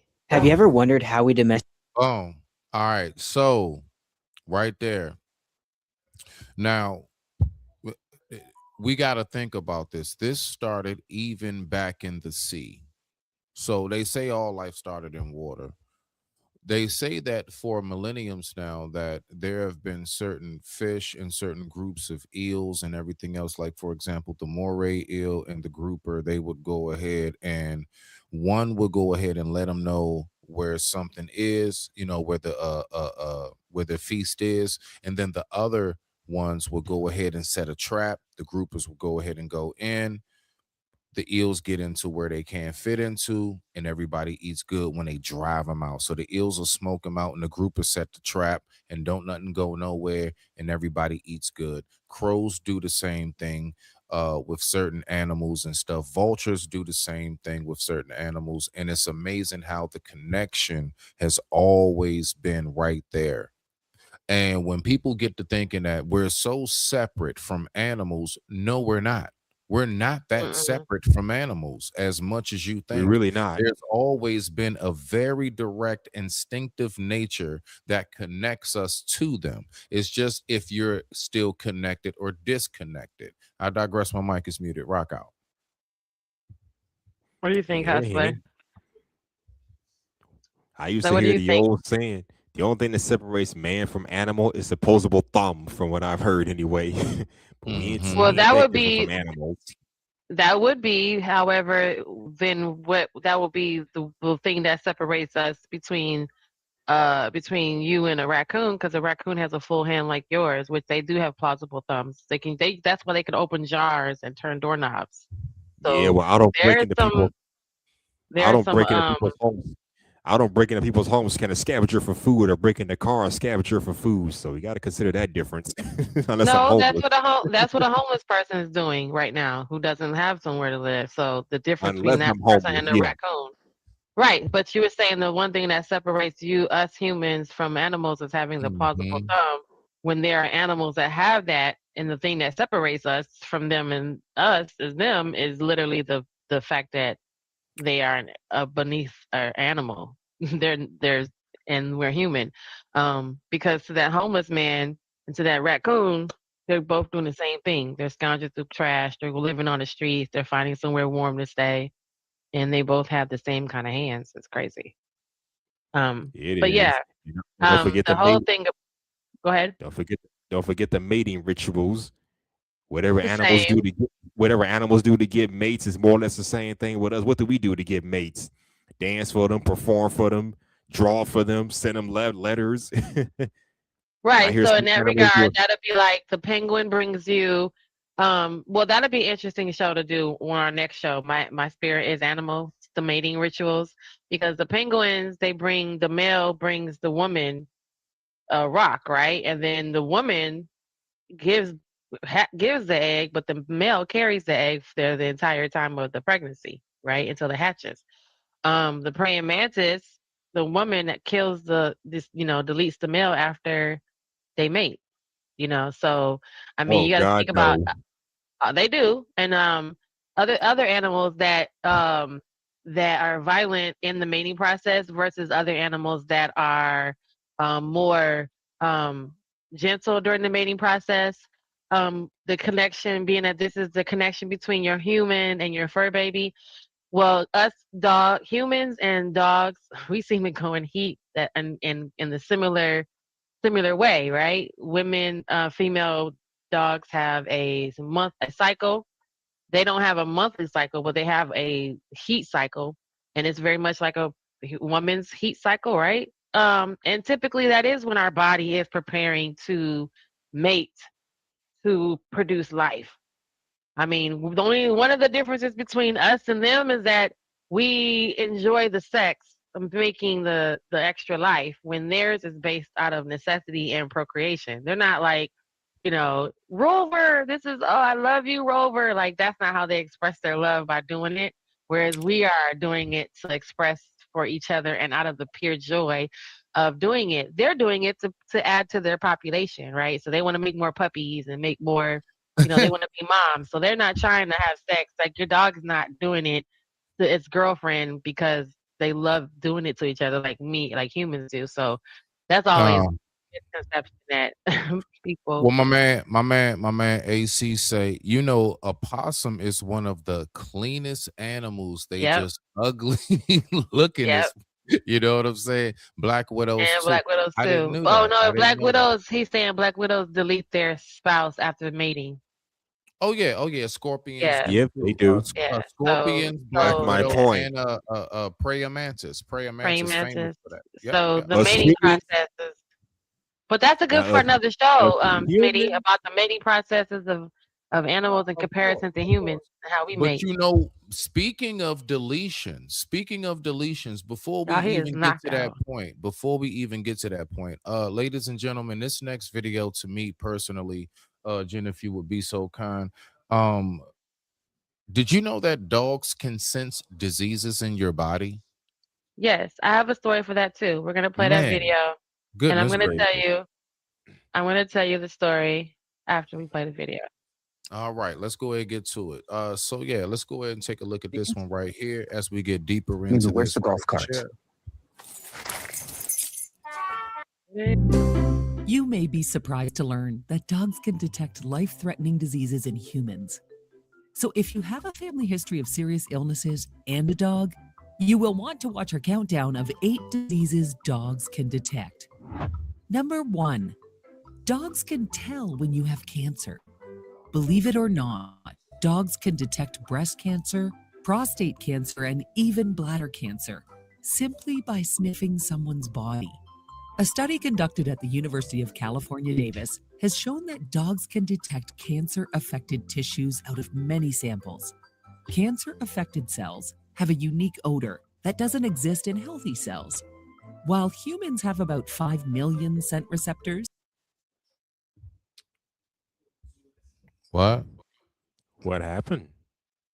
Yeah, hello, Jen. Are you there? Oh Mhm. Oh, there man. she is. Oh, there she Oh is. man. It was Oh, getting hold on. good. So It they was can Hold getting on. detect good. No, cancer. hold on. Okay.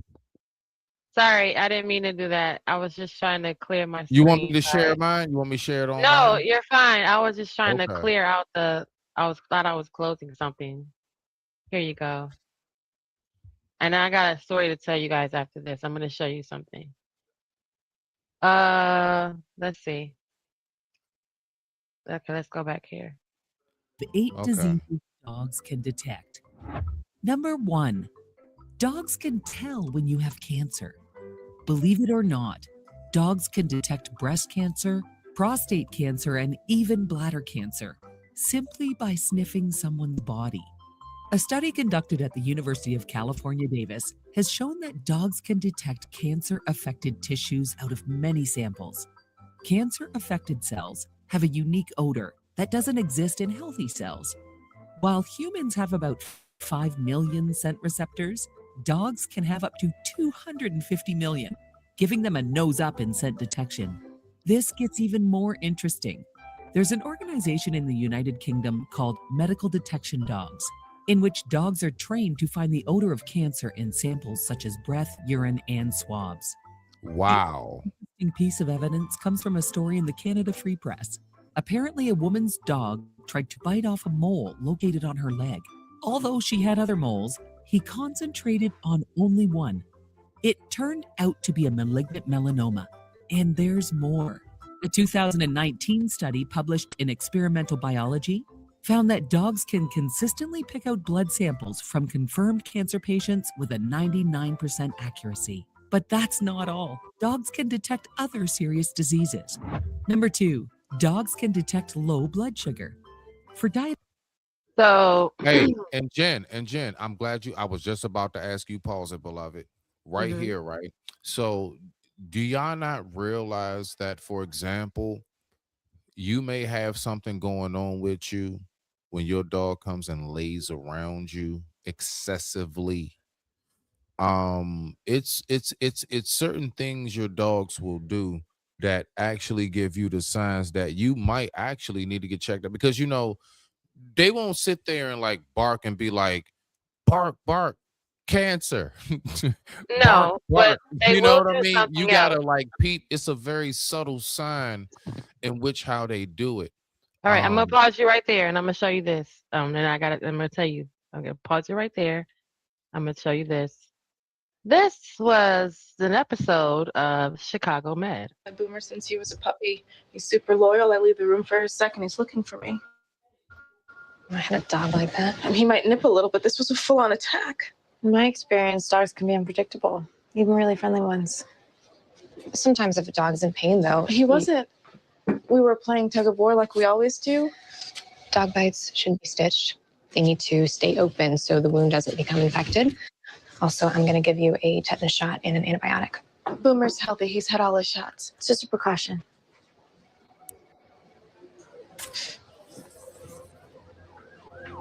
Dr. Parrington. Got a hemoptysis patient. Chest x-ray says it's a COPD, but I think he needs a bronch. You want to take a quick look? I'm gonna go. The Hold esteemed on. Dr. Halstead needs. I'm gonna go back to. Hold on, because I didn't realize this was the actual. So here we go. He's super loyal. I leave the room for a second. He's looking for me. In my experience, dogs can be unpredictable, even really friendly ones. We were playing tug of war like we always do. Dog bites shouldn't be stitched. They need to stay open so the wound doesn't become infected. You all right? Oh, just itchy. Mind if I take a look? Could be an allergic reaction to the antibiotics. My sister checking in. I left Boomer with her. She's not a dog person either. I get the impression they're not for you. I've treated a lot of dog wounds, especially on kids. You probably have an infection. From Boomer? It's possible. Have you felt sick recently? No, not really. The lymph nodes are swollen. Let's get a rapid strep test. I'll get this to the lab. I have cancer? The lymph nodes are around here, aren't they? Boomer's been nipping at me for a month, always right there. Do you think he knew? Maybe. Some dogs can smell cancers. Yeah, he wasn't attacking you. He was trying to protect you. He's super low. So that was an episode of Chicago Med. If you guys want to go back and watch that, I didn't realize I was showing the actual episode at first. But yeah, so that to add to what you're saying, absolutely can. I was sitting next to a lady getting my nails done, and she was giving us her story. We were talking about our dogs because everybody knows my dog is on my freaking like home screen on my phone, right? So sitting next to her, we're getting our nails done. She tells me how, the dog was getting on her nerves. He kept like punching her in her stomach. Like he would jump up and put his paws on her, like push her and stuff. And she'd be like, what is wrong with him? He started acting different lately. And then she's telling us, she had not gone. She said every time he would sit down, he would come and she would be trying to move him to the other side or move him around, but he would always come and cuddle underneath her arm and kind of like hang out right in her underneath her arm area. And he would be like punching, like when she'll come in the house, he'll like, or she'll, on the bed or on the couch, he would just like press on her and jump on her and push on her. And she would be like, dog, he would be tripping. Why is this dog doing this? She's like, I don't understand. Maybe he's getting old like me. And then when she had her female checkup, turns out that he was punching her in the gut because she had a lump and it wasn't cancerous, but it was, I guess, what do you call it, malignant. And then she said, yeah, the dog could smell that her body was changing because that lump was growing in her abdomen area. So yes, they absolutely can. If you guys want to go back and watch that episode, I just showed you the abridged version, but yes, that is absolutely true. And we can go back to that video. Isn't that amazing, guys? I think it's so amazing. Let's go ahead and get to it. The organization Dogs for Diabetics trains dogs extensively to alert owners when their blood sugar is low. The science behind it comes from the fact that dogs can detect isoprene. Isoprene is a chemical in human breath. It rises in volume when a person's blood sugar drops. Medical News Today reports a dog can smell this, and when trained, can tell their owner that they need to test their blood sugar. In 2013, the Public Library of Science published a study that these dogs significantly improved the life of insulin-dependent diabetics. Now, you'll be surprised at number 3 on our countdown. Number 3, dogs can tell when you are about to have a migraine. Ecology Today conducted a study with over 1,000 migraine sufferers who were also dog owners. What they found was that 54% of the dog owners noticed a change in the behavior of their dogs about 1 or 2 hours before the migraine set in. Believe it or not, there are migraine alert service dogs. If they alert you on time, it can mean the difference between suffering a migraine for 3 days and being Facts. able to manage it successfully. How do they do it? Like every other medical condition, dogs can sniff it out. This is because if you are on your way to a migraine, your serotonin spikes. Now, what happens with that in the serotonin spike? You're going to have levels of endorphin that raises. It's something about chemical responses. It's all about a chemical response. I don't know what it is necessarily. They're going to explain further, but that chemical response that dogs have with their heightened sense actually brings about, I mean, it's absolutely crazy how they're able to pinpoint. Now, mind you, these dogs are being trained for different, these are all different diseases. One is cancer. That's not the same scent that they use when they're detecting a migraine. The migraine is not the same scent that they're using when they're detecting high or low blood pressure. You see where we are? Jen dropped down for a second. I think I know what she got to do. So we're gonna have to do radio mode, possibly. I think she got to do radio mode. Well, we got this. Yeah. So we got to think about that. Like when you actually take the time and you train that dog, and that dog is able to pinpoint not just drugs, not just but now think about it, even down to that drugs and bombs and stuff. I'm not surprised that a dog can smell a disease when that same dog can smell a body located in concrete buried 40 feet below, encased in concrete 40 feet below within a building. It was a mob. It's like a mob thing, mob hit happened. And they went on ahead and they sent the dogs in. And the dogs were able to pinpoint where the body was, and it was encased in concrete 40 feet below. How did that dog smell that? You know what I mean? Like, so it's crazy. So the whole magnitude of that is out of this world. But what you got for that, Hustler, so far? And then we going like I got another like we gonna get right to it on the healing factors. Cause see, again, we're talking about how dogs can detect disease.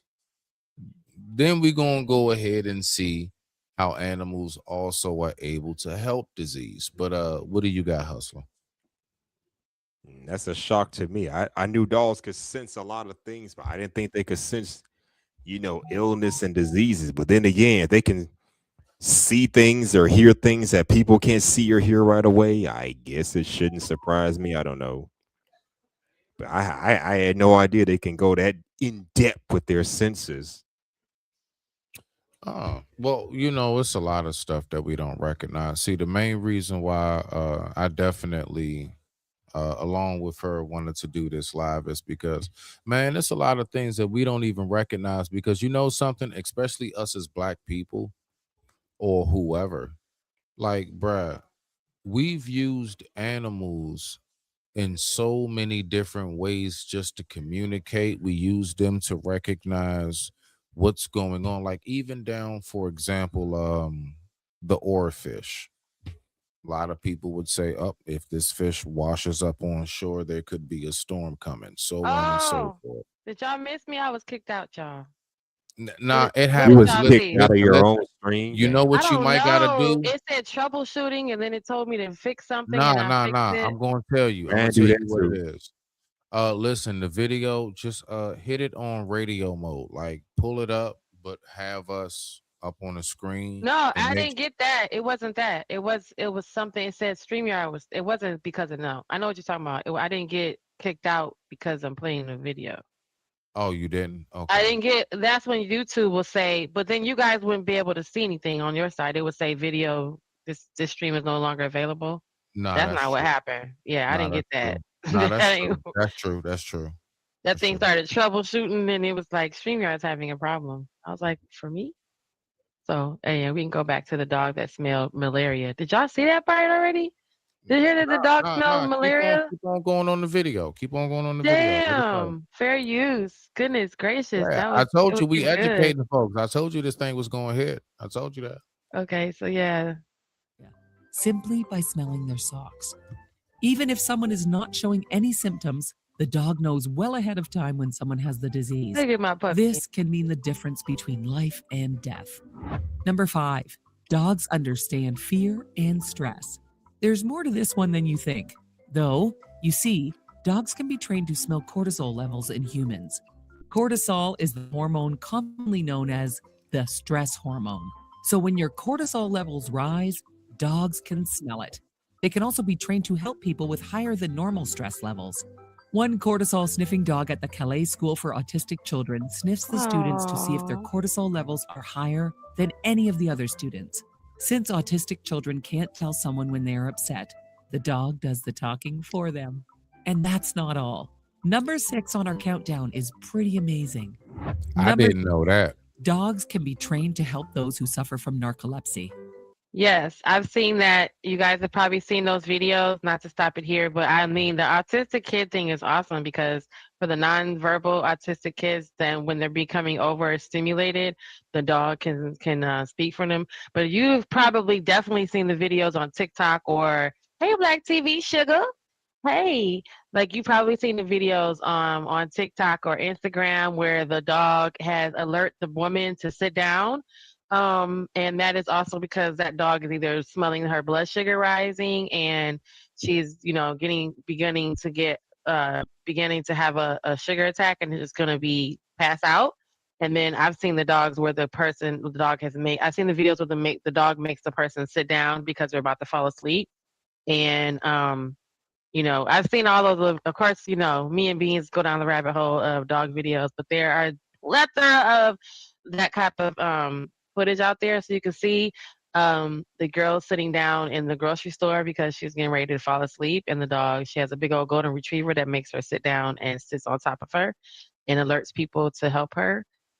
So yeah, the narcolepsy one is wicked. If you guys look into it and ever see any of those videos, you'll be surprised and you'll be amazed like how the dog is able to sense this and that person just is out of there, knocked out, sleep.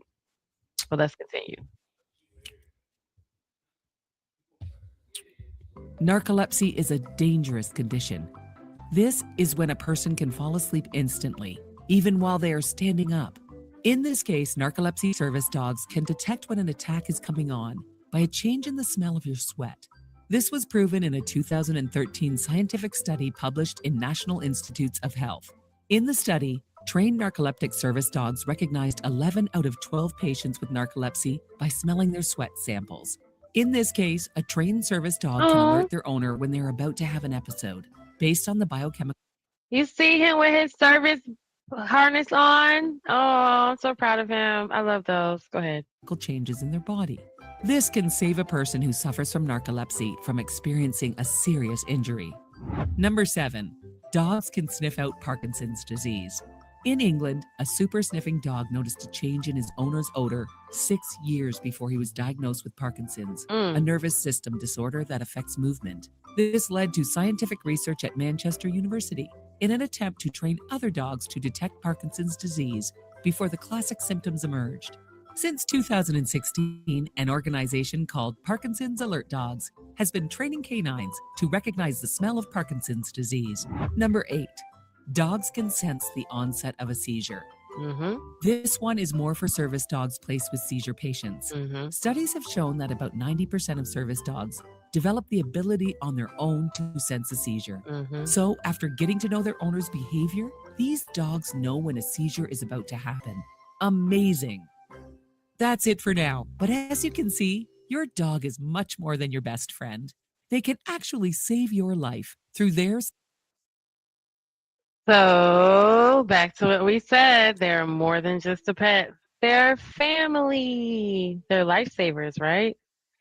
Nah, but see, the thing is that it's not even just You about said the no? fact that they're no. I'm saying no, not even just that. I'm saying like they're actually very essential. Like my whole point is from the history of time, we've always had that connection. Mm-hmm. Us as black people have always had a very, very deep connection with like nature, the land around us. We ain't always just been cities and things of that nature, and I recognize that we're not the people that we used to be simply because of the world that we live in today. I'm just saying that there are so many different aspects that we have failed to realize that actually are very essential to even our own health. Now, it's all about, a lot of people don't have the space to keep a dog. A lot of people don't have the authority in their property to keep a dog or a cat, things of that nature. Some people have allergies. Some people just like, I don't have nobody to watch it while I'm gone. So many other aspects to it. My whole thing is people that don't want to recognize the value that animals have to play in our lives. And they are much more than just animals. That it's really a four-legged human with a fur coat. Like real talk though. But I got this other one for us. This is very interesting. So again, we're talking about how dogs can sense the diseases in the body. Now, if you wouldn't mind, I would like for us to go ahead and take the time to look at the healing science behind a cat's purr. A lot of people not aware of these things. And let's see what we got on that, Jen. Again, Right. all of these videos So got them more so short formed. To create that soothing purr, it's all in their laryngeal muscles, which twitch 25 to 150 times per second, causing a unique vibration of the vocal cords. But here's the real shocker. These vibrations, ranging from 25 to 150 hertz, aren't just comforting. They have healing powers. Studies show these frequencies can promote bone growth, reduce pain, and speed up healing, both for cats and potentially for humans nearby. So when your cat curls up and purrs, it's more than a sign of happiness. It's a built-in healing mechanism. Ever wondered how cats create? not a built-in healing mechanism. Yes, a That's cat's crazy purr. work. So again, we could say, "Oh, I don't like that." Listen, people don't realize that, believe it or not, the same purr and the hertz, the frequencies that comes from a cat's purr, is exactly how they actually formulated and designed when they do chemotherapy.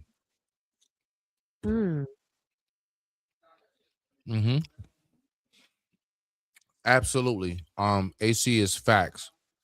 And honeybees. Mm-hmm. And honeybees as well. Absolutely. Again, the things that we have no idea how much more we're connected to it and how much more beneficial it is to our lives than we give it credit for, is my point. Mm-hmm.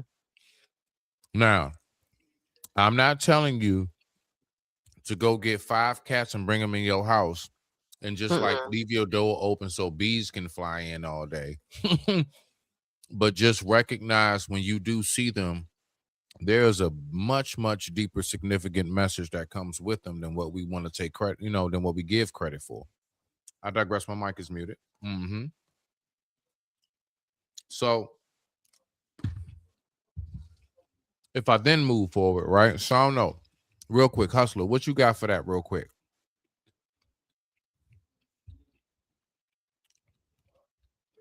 Hustler. Okay. Well, Okay. this is what we're going to.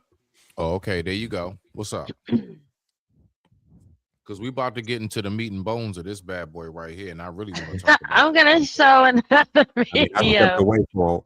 I stepped away for a Okay. while, but Okay, one he thing don't know what we're talking about then. no. Let me say this. One thing I did notice is how people be having these little guard dolls or seeing eye dolls. So I guess they can sense. So I guess they have so I guess it's for people with blindness or some kind of illness. They're So called they kind of, service dogs. They're yeah, service those kind of dogs. those kind of dolls. I used to wonder about those kind of dolls, but that video kind of summed it up. Maybe that Right. And person has so a they sickness of have some sort. them for seizures. They have them for narcolepsy. They have them for, like I said earlier in my our video we just started this, that I have my dog is a service dog because they also now have included the domestic violence victims and PTSD from that, from like just the being safe and always having someone there for that reason as well. So they've now expanded that list of what qualifies you to have a service dog. But before the longest, seeing eye dogs, seizure sniffing dogs, narcolepsy is a big one if you guys go down the rabbit hole, like I said earlier. And now they've added the high blood pressure, so that even like for little kids, the dogs are trained to help you sit down, and then they're trained even like with the golden retriever is typically the most common dog, and the German Shepherd, the Malinois, so they can be trained and they're very highly work driven, so they need a task to do. So again, that goes back to knowing your breed and researching your breed and knowing what your breed is, and knowing that those dogs are always going to have the desire to complete a task. So that's why that's why they're typically working dogs, right? Just why you always find someone who has a dog, they need to have a German Shepherd, because again, what? German Shepherds are task-driven dogs.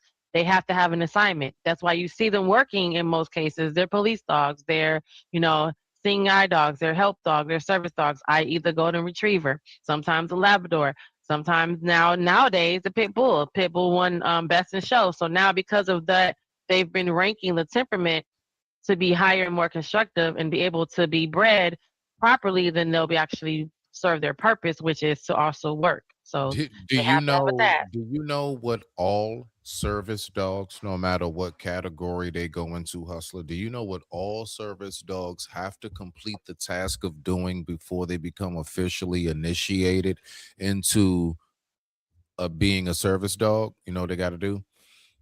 These dogs got to sit through. They got to sit through, I think, like a 2 hour orchestra or something.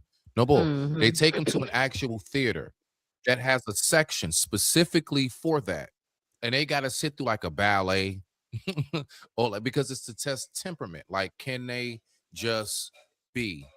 And so they got to sit through like 2 hours of that. And I mean, not move, not want to run around or nothing. So it's very interesting. But I digress. My mic is muted. They put them in high stimulated environments, and the Yes, orchestra is one of them because of the exactly. acoustics and the sound. Since dogs have that high sound, they can hear all.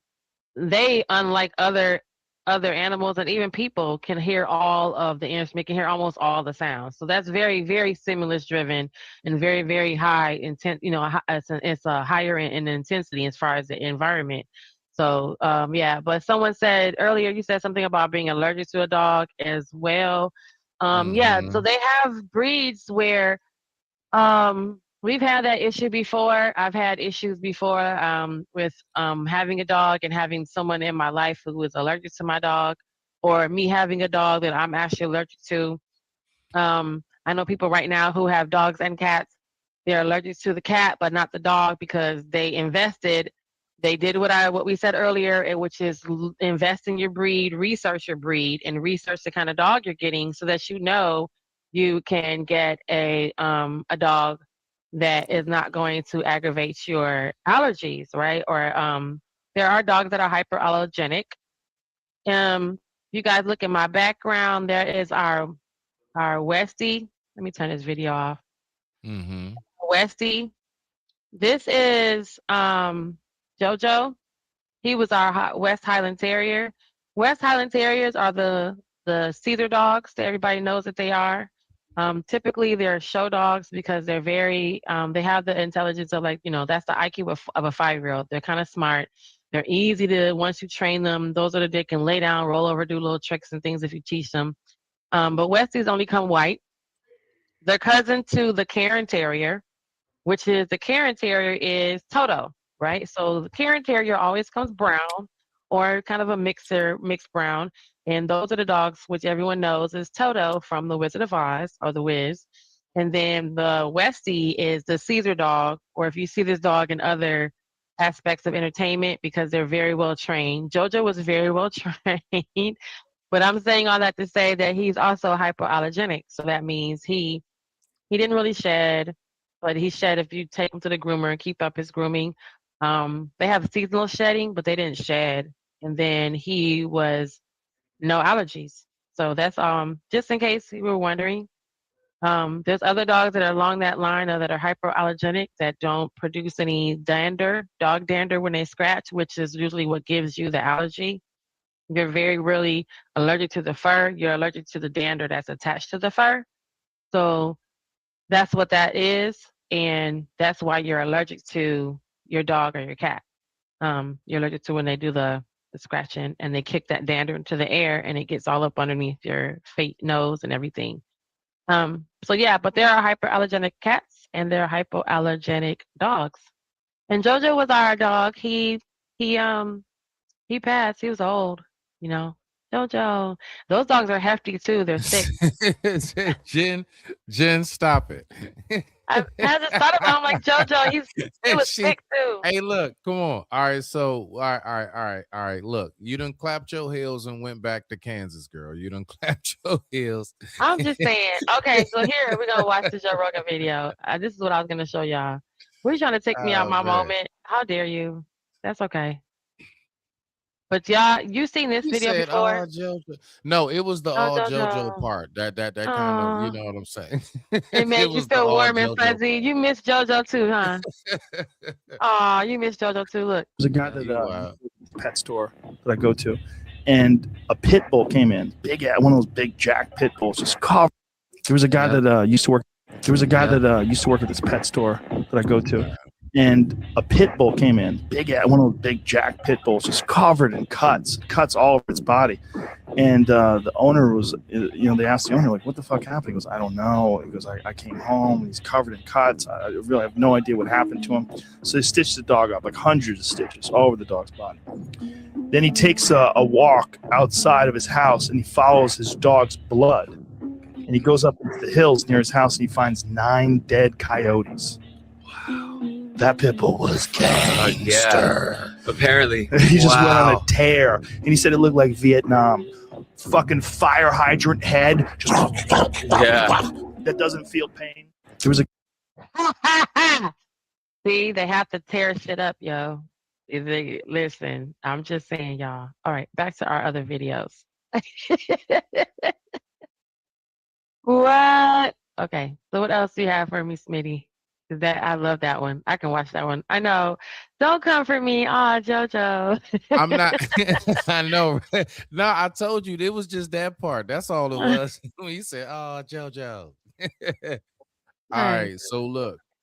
All right, y'all. We're gonna go ahead and really go ahead and dive deep into this at this point. Let's go ahead and talk about it for real. All right.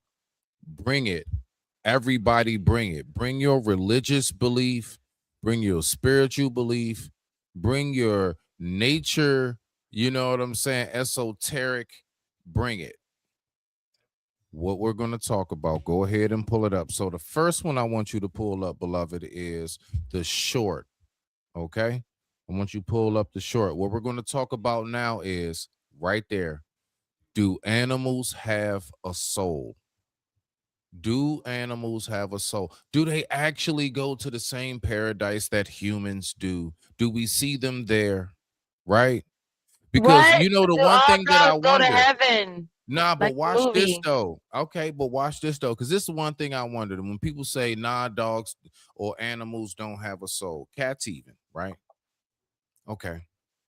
Then how is it that we also can agree that they are the ones that can see spirits along with babies? Let's think about that. Let's think about that. I bet. Jen, ha! We talked about this before. We did, AC. Hey, nah. Let's talk about it again because it's new people listening, AC. Let's talk about it again. So, do animals have a soul? So, y'all go ahead and tell me what you think. I digress. My mic is muted. Go ahead and roll that. No sound. No sound.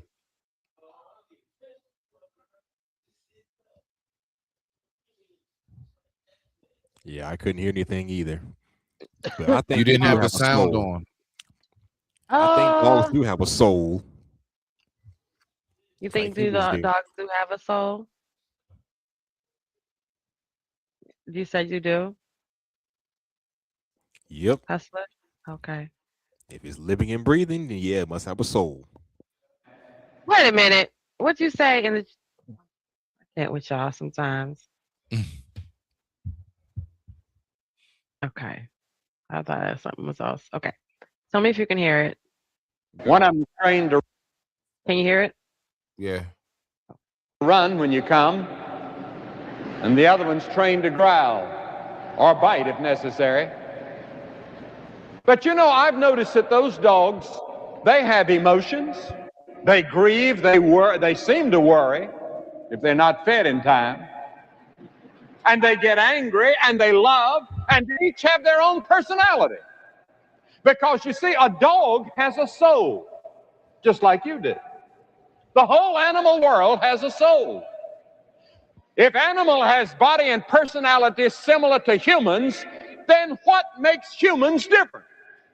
The animals have bodies, the animals have souls, but no animal has a spirit. The spirit is something that only humans have. All right, boom, right there. Let's talk about it. Let's talk about it. So the animals have a soul, but they don't have a spirit. All right. So what's your come on now? What's your I've take heard on it? that and I believe that part, yeah. Because They have I, a you soul, know, but they don't have a spirit. Damn, that's yeah, deep. all dogs go How to does that heaven. work? All right, I'm gonna drop the link and see if anyone else wants to come up and have a debate at this point Yeah, I of the wasn't able evening. to drop it in my channel. Well, I go back to oh shit. Oh, when I did that, that closed I down don't my know how to window. do it. What? No, you would have to go to What? you see it, you can see it right there in the chat, right?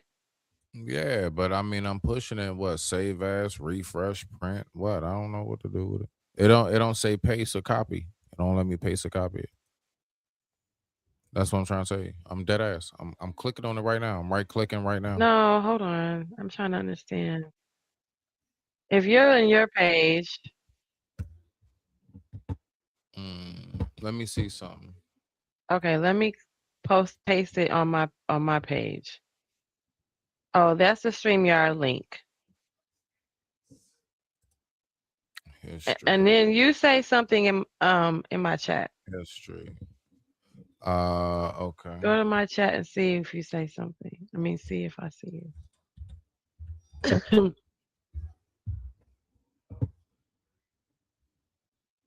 Give me 1 second. I just need to see if you have, as If I knew, I mean, if I know how to drop it in mine, let me see something. I need you to pop up in my chat so I can. Let me see see. it. All right, boom. All right, so I see. All right, I see my chat. Let me see something. Right, but you're not in my chat. Is what I'm asking. Right. So. You.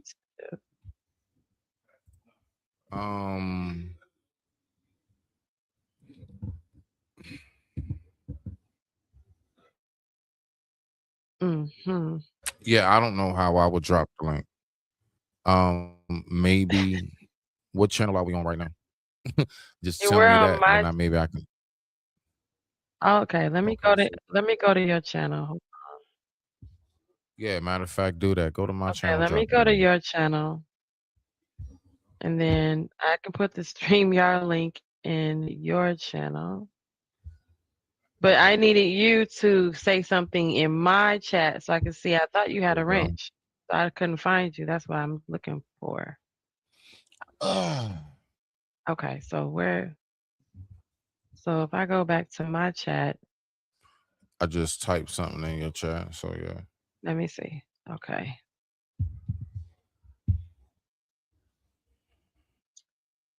I thought I So had yeah, we music dropped it playing. right there. Because I I got don't that even other see you in video. my chat. I don't even see you. But yeah. You don't see the comment I typed in your chat? Mm-mm. You don't No. see respect? That was on your side. What the I Yeah, the respect is on Smitty's corner, but I already went over to your side and put the StreamYard link over there in the chat. all right. Well then yeah, it's fine But I from was there. trying to Okay. get you to come to my side so I could see if you had a wrench because I can remember, which you should be able to hit the link on my side too. But So we're so good. let's go ahead. Let's run that video back real quick since that's a short There we before we go. get into the actual video of it. Because I want to talk about this first piece of it, but I want you to run it back just so I can get my thoughts back together. Please and thank you. Now, I have 2 dogs at home, German Shepherds, highly trained dogs, I might add. One of them's trained to run when you come, and the other one's trained to growl or bite if necessary. But you know, I've noticed that those dogs, they have emotions. They grieve, they seem to worry if they're not fed in time. And they get angry and they love, and they each have their own personality. Because you see, a dog has a soul, just like you do. The whole animal world has a soul. If animal has body and personality similar to humans, then what makes humans different? The animals have bodies, the animals have souls, but no animal has a spirit. The spirit is something that only humans have. Okay. Now let's talk about that. All right. I Is this someone from your side? Is it Is it AO? AC? Yes. AC? Yeah. That's my folks. That's my folks. All right. Well, welcome to the What's up, panel. Native? Say something. My check. My Native. fault. Yeah, I'm here. How everybody doing tonight? Good evening, everybody. What's going on, Native? Okay, now. So you said we talked about this before. So Yes, right there, sir. the video just ended. Do you want to kick it off? Yeah, I'll kick it off. I'll kick it off. All right. So right now, I Google spirit. Right. I googled what is a spirit. Right. Google tells me a spirit is generally defined as an incorporeal animating principle, the non-physical force, soul, or consciousness believed to be the seat of life, emotion, and character. Mm-hmm. Okay, so everything that he just said just contradict this whole thing, because he said his dogs is loving, his dogs angry, and all types of crazy stuff that he just said. That's Right. everything that deals with what the spirit is talking about. Okay. It's times where your dog gets emotional. I done seen videos where um one of the matter of fact, I'm gonna say it like this. I had 2 cats. One was named Kibbles, one was named Bits. They was twins. One was a female, one was a male. We called them Kibbles and Bits. Kibbles died. When Kibbles died, Bits refused to eat. Mm-hmm. That joint went straight in depression mode. That's a spirit. And we talked about that's a spirit too. Because if we look at the definition of what the spirit is, a non-physical force, soul, or consciousness believed to be believed to be the seat of life.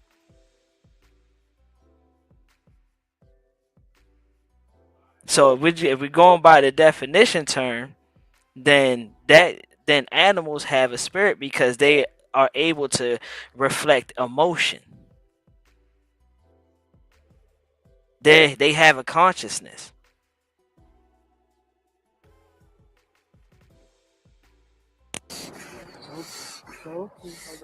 We miss her too. This dog is crying. That's not. We miss her too. So you tell me that dog is not conscious enough to understand what's going on? Yeah. A soul, Too. yeah, a soul. It has a soul, but it also has a spirit because it understands in this time, right now, at this moment, what is going on. So to land it, what I'm saying is to land it. Me and Smitty talked about this before, about animals going to heaven and all that stuff, and I referred back to the Bible. Why would God tell Noah to build an ark and save all these animals if they didn't go to heaven? At the end of the day, there would be no point for him to build there would be no point for him to build the ark. He could have just wiped them out with everything else. Good point. No, that is a good point. And why you think people get emotional when it comes to animal abuse? So yeah, makes sense. What you got, Jen? I'm sitting up there all stuck. I can't. This is gonna make me. Where's my puppy? Come here. I can't. Oh my God, this dog. Yes, you can. This is your life. Come on now. Let's go. Did yes, you guys can. see this? This is gonna make me. Oh my puppy. Hey, baby. See, if I start crying, he's gonna come over. So I can't even. I have to like hold it together because. Do you see this? Oh my gosh, this is so beautiful.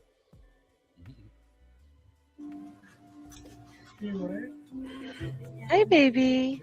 Hi, baby. Okay.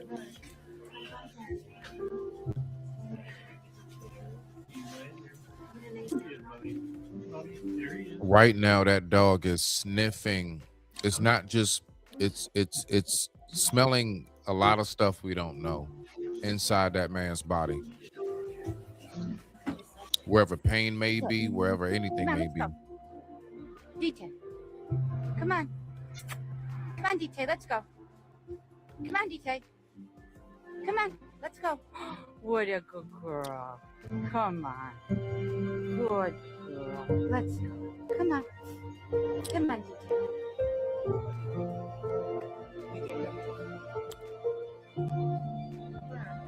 Come on, DJ. Hey, mommy, your butt. Thank you. I love it. It's a big butt. DJ, come on. Thank you. I'm not DJ, sad. come on, honey.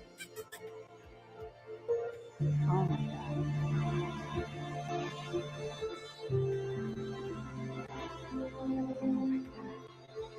DJ.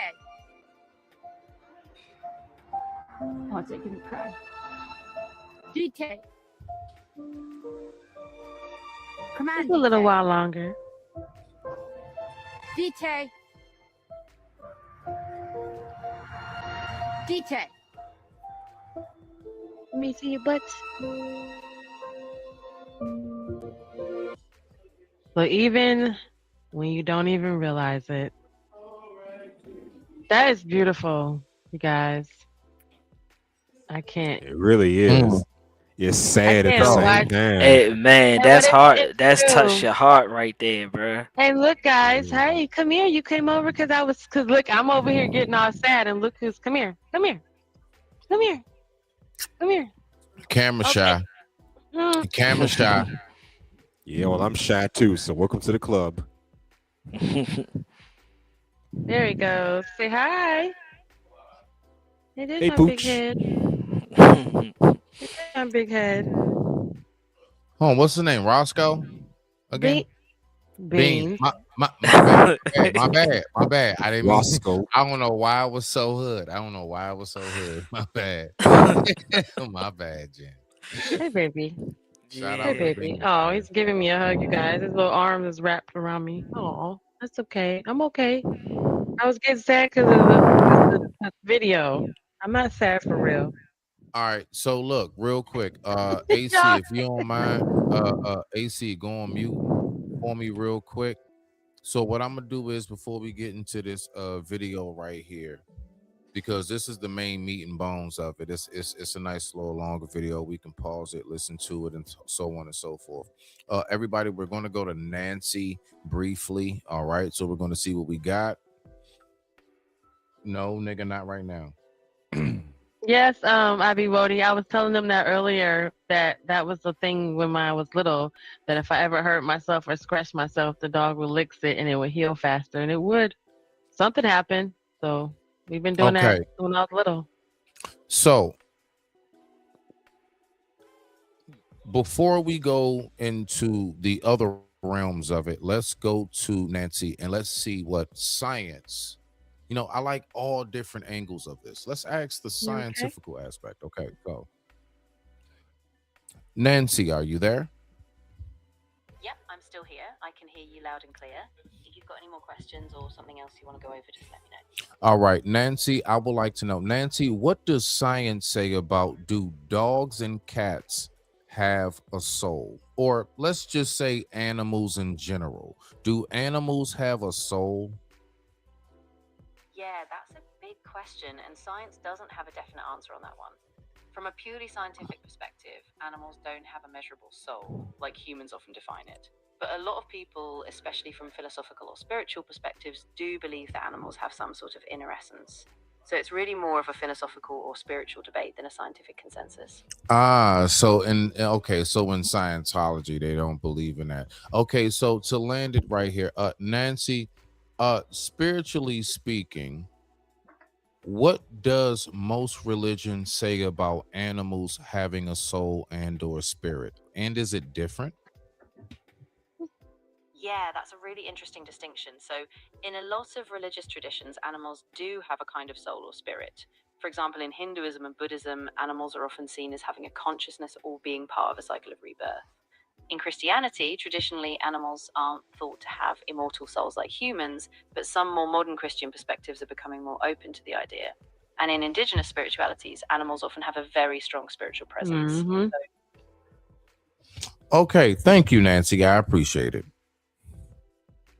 Of course. I'm really glad that was helpful. If you ever want to dive into more or talk about anything else, just let me know. Not a problem. All right. So Salute to Nancy. Shout out to Nancy. So let's go ahead, if you don't mind. So, you know, our nice little final video, which is a nice little clip for us to go ahead and get into, and we can just chit chat it up, talk, you know what I'm saying, Jen, this is your platform, so you already know. Let's just keep it rocking and rolling. So yeah, we're going to dive a little bit deeper into do animals have a soul? So whenever she gets done voguing, we can go ahead and get into it. Yes, Ivy Wody. I told them the same thing. So shh. Don't tell nobody. What? Antibacterial saliva. Didn't I say that earlier about the dog licking your wounds when you're outside playing? You mean the same ones that lick their own vomit back up? Thank you. They don't lick their vomit back up. You shouldn't let them do that. That's crazy. Lie again. Lie Who again. does that? Lie again. Who does that? That is lie again. That is a disgusting animal. Oof. Wait, this is the same look into their eyes video? No, I sent it to you. Hold on, let me make sure in your junk. Hold on, let me make sure. Nah, it's there. It says it's the last one I sent you, the very last one. Okay, that's this one. Yeah, it's not the short, it's the one after the short. Yeah, that's this one. Yeah, it's a whole video.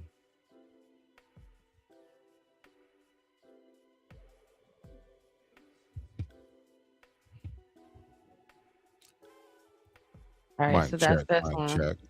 Into an animal's eyes and wondered, do they have... Can you hear it? Hold on, is this the second one? This is the one? This is the second one. Okay, go ahead. Have you ever looked into an animal's eyes Yeah, this is it. Can you hear Yeah, it? yeah, and yeah, wondered, do they have souls? What do religious texts say about this? Different religions have different answers, and you might be surprised by what they say. The Bible says in Ecclesiastes 3 verses 19 to 21 that humans and animals share the same breath. But some Christians believe animals have spirits, but not immortal souls like humans. In Islam, the Quran, 638, says that all animals are part of God's creation and will be gathered on last day. Some scholars believe this means animals have souls. Hinduism and Buddhism believe in reincarnation. Many believe animals have souls that can be reborn as humans or even gods. So, do animals have souls? Animals show love, pain, and even loyalty. Maybe, just maybe, that's proof enough. Have you ever looked into an animal's eyes and wondered, do they have... This is what I want to ask. So now, first of all, AC, I'm glad you're here. If you don't mind, my brother, could you help elaborate on that Ecclesiastics verse a little bit more? Do you not mind looking that up and helping us out a little bit? Because I know you're a little more well versed in the word. You know what I'm saying? Unless What verse is it? Unless Jen got you beat. Go back to the very, very beginning. He says it right at the very beginning. Ecclesiastics, I think 13, something, whatever he say. I actually want to know more about that.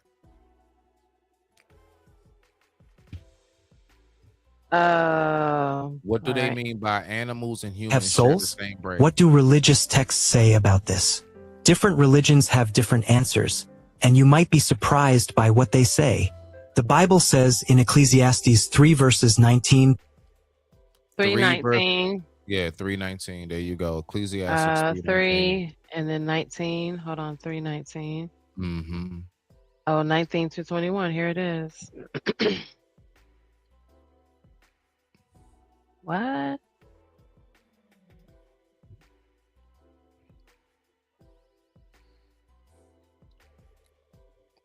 What does it say about that exactly? There's like, 'Cause I hold don't know. on. There's a video on it, and then there is verbiage. So I was just looking You pick one. You pick real one. quick Which to one do see. which one do you think it hit home better? You know what I mean? Well, it says in All right. Ecclesiastes 19 to 21, surely the fate of human beings is like that of the animals. The same fate and awaits them both. As one dies, so dies the other. All have the same breath. Humans have no advantage over animals. Everything is meaningless. All go to the same place. All come from the same dust, and to the dust they return. So that's like the in English version, in layman's terms. What you got, AC? Keep going. Well, Who let's knows? see. Who knows the spirit of sons of man, Hold which on, I'm about to goes pull up the upward, rest. and the spirit of the animal, which goes down to the earth. Right. Okay. So, yep. Who knows the spirit of the sons, which goes upward, and the spirit of the animal, which goes down to the earth? So Yeah. I perceive that nothing is better than that a man who man should rejoice in his own works, for that in his heritage, for whom can bring him to see what will happen after him. So even though they're highlighting the man, the one thing that we want to focus on is verse 20. Verse 20 speaks that all go to one place. What would be that place? All are from the dust, and all will return to dust.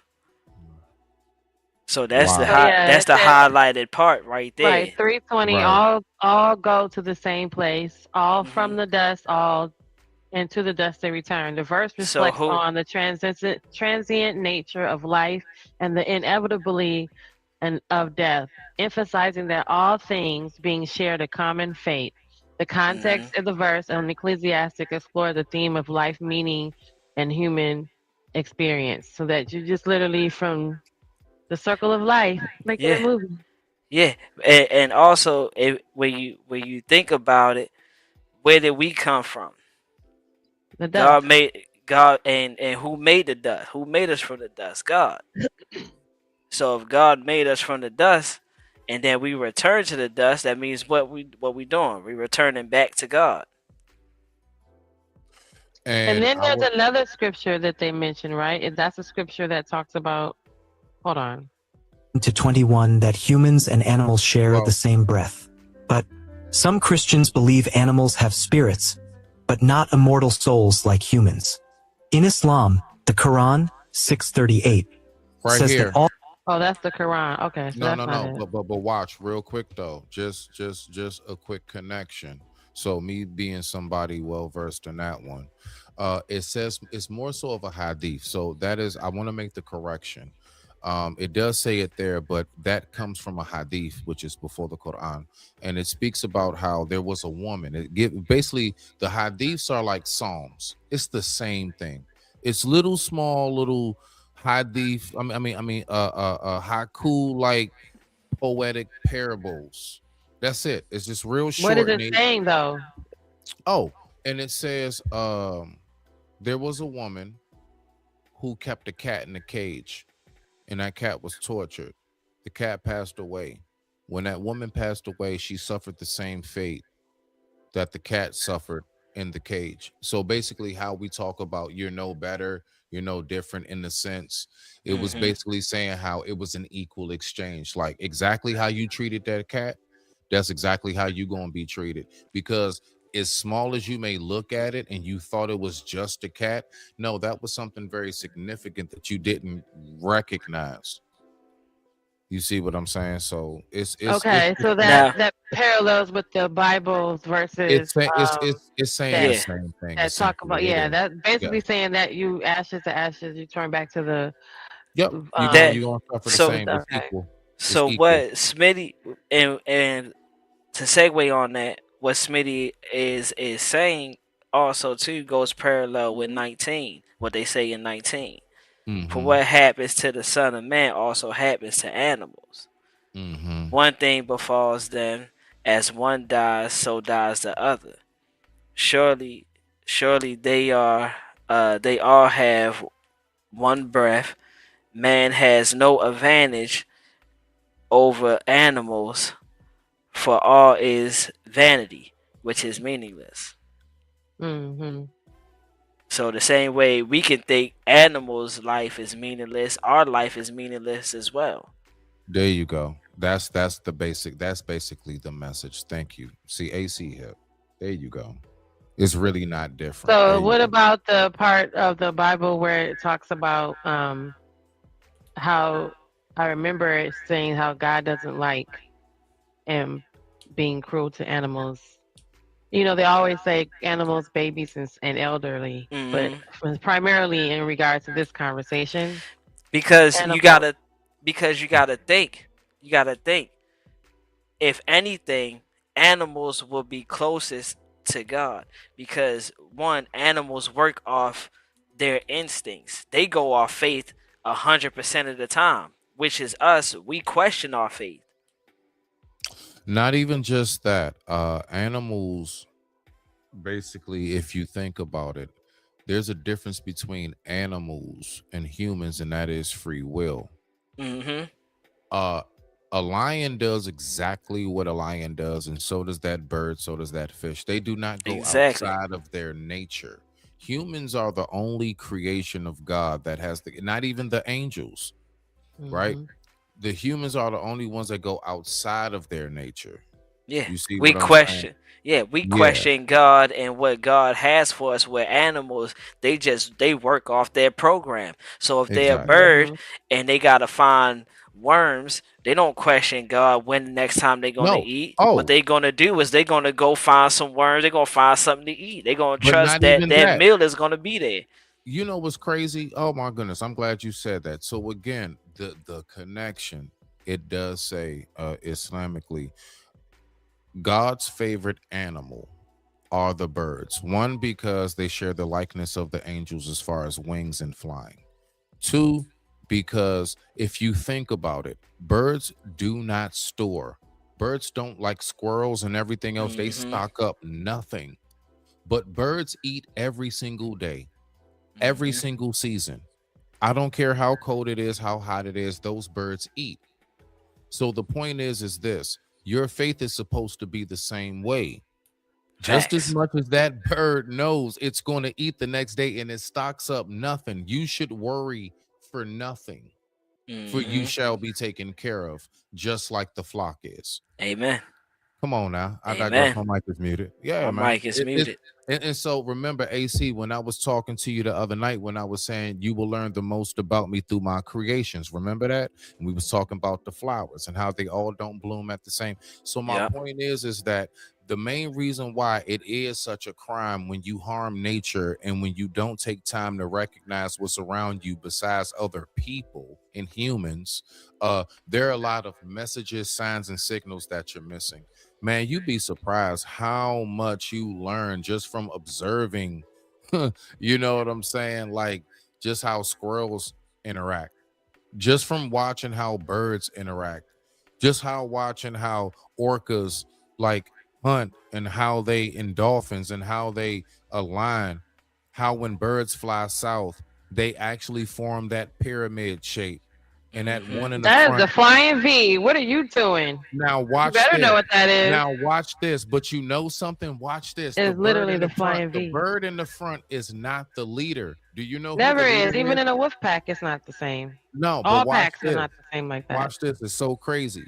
That bird in the front, when you watching them birds flying that V, them geese or whatever, the one in the front is not the leader. The one in the front is the compass. The two You know in we the learned back. this in the Mighty Ducks movie, right? Yeah, the two in the back.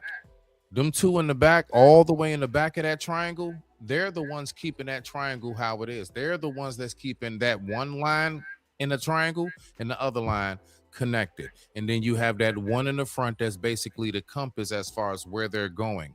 But they would all be fluttered and all scattered if it wasn't for the two in the back.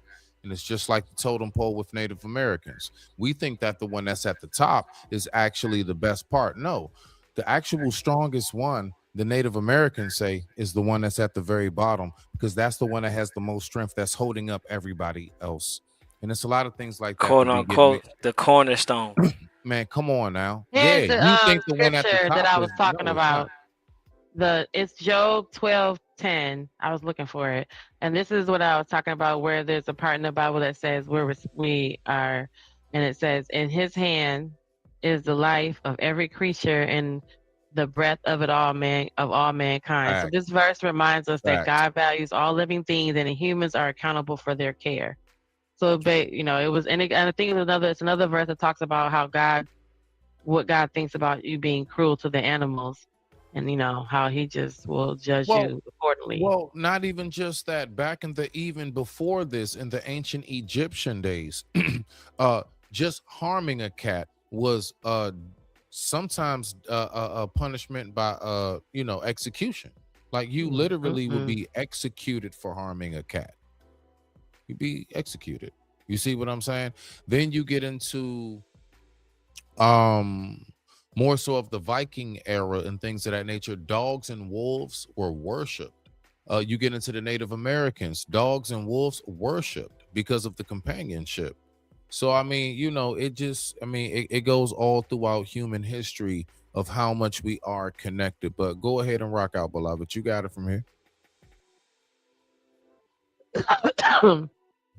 I was taking a little break. Okay. I ain't mad. Oh, I ain't mad. All right, so hold on. So AC, you there? You don't know where he went. Oh, okay. Because this is what I want. My bad, I'm here. Okay, so all right, because I was gonna ask Nancy if you want. I want to know, because I'm actually curious. Is there anywhere in the word in the scripture where it does speak about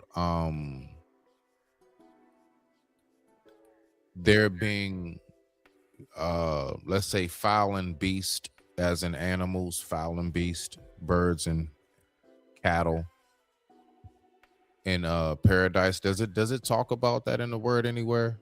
I'm not too sure. I'm I not wonder too that. sure about that. So hold on. Let's ask Nancy. Let's ask Nancy. Let's ask Nancy where we can But I don't. possibly at I least don't. at least Yeah. get a start. So we'll ask her where to get a start, and you can take it from there. Nancy, are you there? I'm here. Yep, I can still hear you, and I'm ready if you have any other questions or anything else you'd like to discuss. Okay, Nancy, I would like to know where in the Bible can I find where it talks about how there will be animals in heaven? Does it talk about that?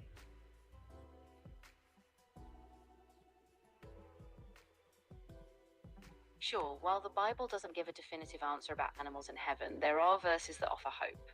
For example, Isaiah 11:6-9 and Isaiah 65:25 describe peaceful coexistence of animals, and Revelation 5:13 mentions every creature in heaven and on earth giving praise.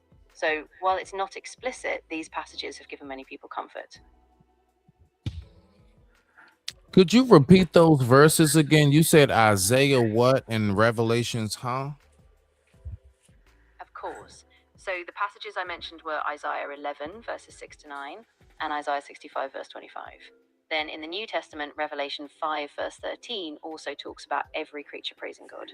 Let me know if you'd like to go deeper on any of those. No, that'll be enough for now, Nancy. Thank you. Yeah, You caught Revelations. that? Yeah, Yeah. I got the Revelations 5 and 13. I had that. I ain't know you was asking that. That's I would have Yeah. gave you that one. Oh, okay. No, that's No, yeah. you That was said because basically you my said question. foul. You said foul and beast. Yeah, foul, as in like basically birds and Birds. land. Okay. So I'm thinking. Like back in the day, it starts like on Revelations 5. yeah, It starts yeah, Revelations 8 through 14. So what she yeah. say? 8, Back what she during say? those days, Revelations 13, 5. yeah, back during 5 to those days, 13. what we call like Oh. cattle, oxen, all of that, Yeah. horses, they're When you called said beasts. They were no, called when beasts. you said Yeah. foul, I'm thinking like Mhm. corruptingness or No. Foul yeah, birds. yeah, Birds. all right, yeah, well, Birds. yeah, they do. Owl, like actual birds. Yeah, birds. Okay. Yeah, It says yeah. because see, I'm So wording it how it spoke back then. It was back then they wouldn't say birds. That wasn't the word. They would yeah, say fowl or they would say beast, as in cattle, oxen, horse. Yeah, that's what it I says got you. in the Bible. It says Right. beast. Beast. I got you. Yeah. Right. It Mhm. So said beast, even down to beast for the people who don't know. That don't mean monster. No, Right. that's how they describe land animals. Go ahead though. 5 and 13. Revelations 5 and 13. It says, "And every creature which is in heaven and on earth and under the earth, and such as are in the sea, and all that are in them, I heard saying, Blessing and honor and glory and power be to him who sits on the throne and to the Lamb forever and ever." So the Lamb is Jesus. The Lamb is Jesus. Him who sits on the throne is God. So what it's saying is every creature, which what Nancy was referring to is the birds, the four-legged creatures, man. Right. So every creature will speak and give praise to God and Jesus.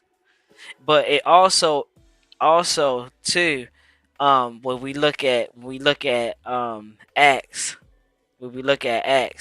Peter had not Peter, Paul had a vision that was given to him by God where a cloth comes down, and on this cloth that comes down from heaven is a bunch of animals, four-legged animals, birds, and creeping things, which is like bugs and stuff like that.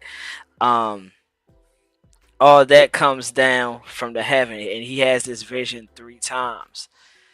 The point of him having this vision was that he was supposed to go meet with Cornelius, and with him meeting with Cornelius, he was supposed to give the word, and the Holy Spirit was supposed to fall on the people that was over there, the Gentiles, the followers of him, his household, so forth and so on. So that was symbolizing him bridging the ethnicity gap so that the Gentiles can receive the Holy Spirit just like the Jews and so forth.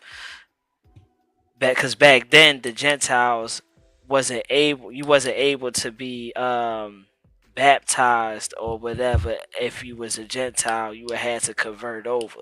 So what he was doing was tearing down that ethnicity barrier, that whoever believes in this word can receive the Holy Spirit and can be baptized. So I'm saying that to say this. It's funny how he didn't show a vision to Paul about humans being coexisted. He showed them animals being coexisted. Now, watch this. Last but not least on it, because we also got to make sure that we stay connected when it comes to now I'm talking to the audience on this more so those who, those of us that are indigenous. This is important. So let's go ahead and see what we got.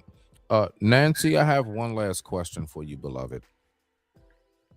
Of course. Take your time. I'm here and ready. What's your last question? Okay, so my last question is this. Nancy, I would like to know, how important are animals to indigenous American people of Native history when it comes to their spirituality? How important was that to them? That's a great question. Animals are incredibly important in many Indigenous American cultures.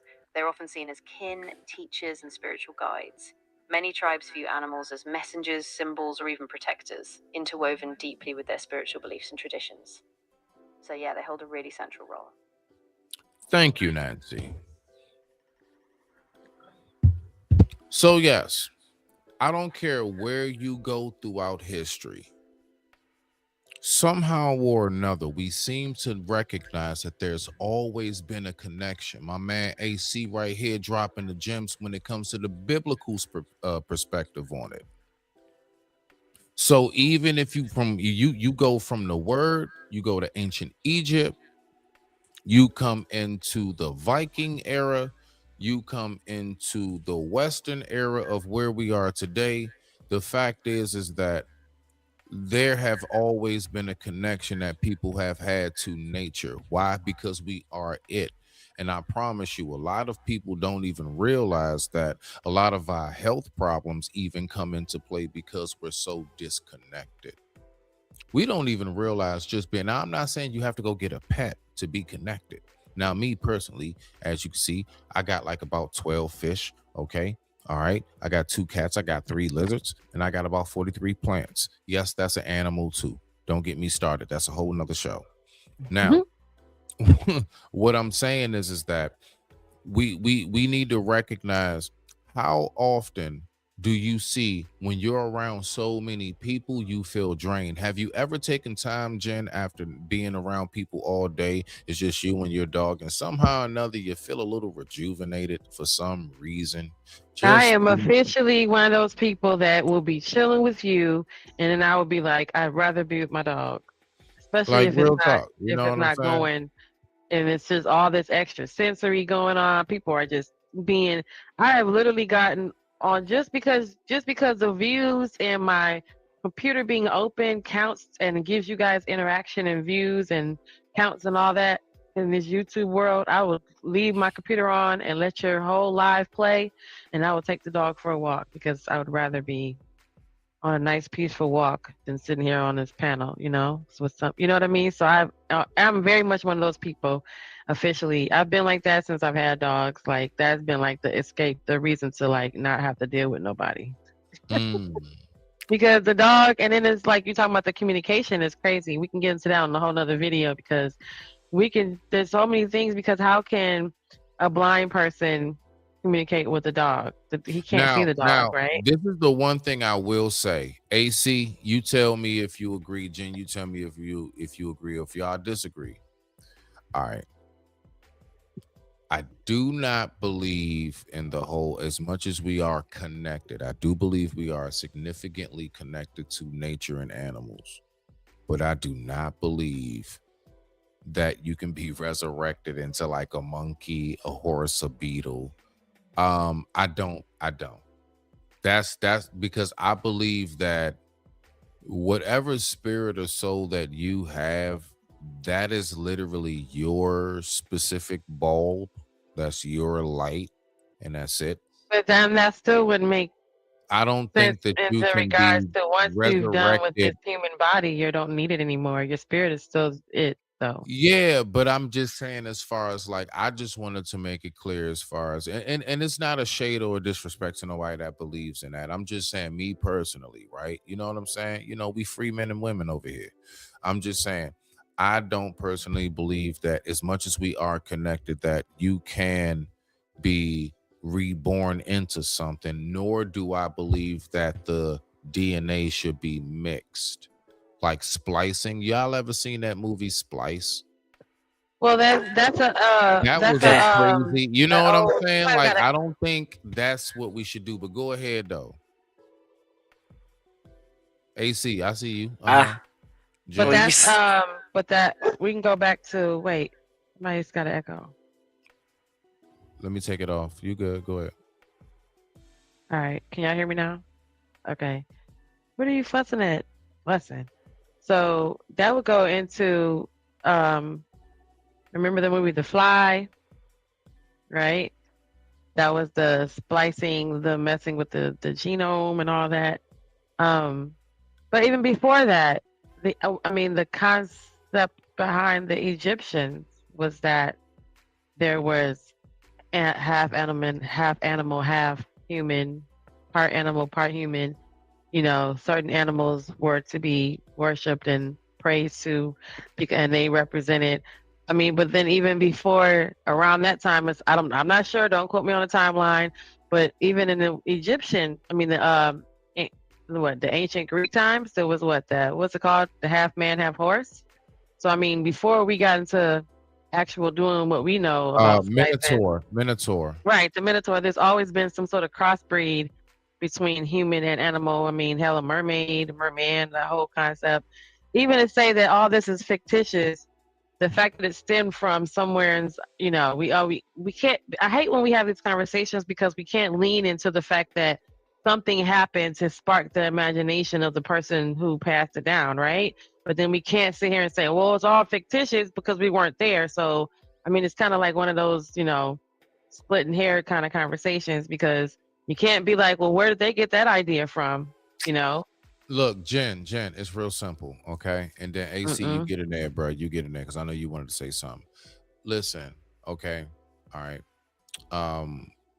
You can't mix us if we didn't even start as monkeys.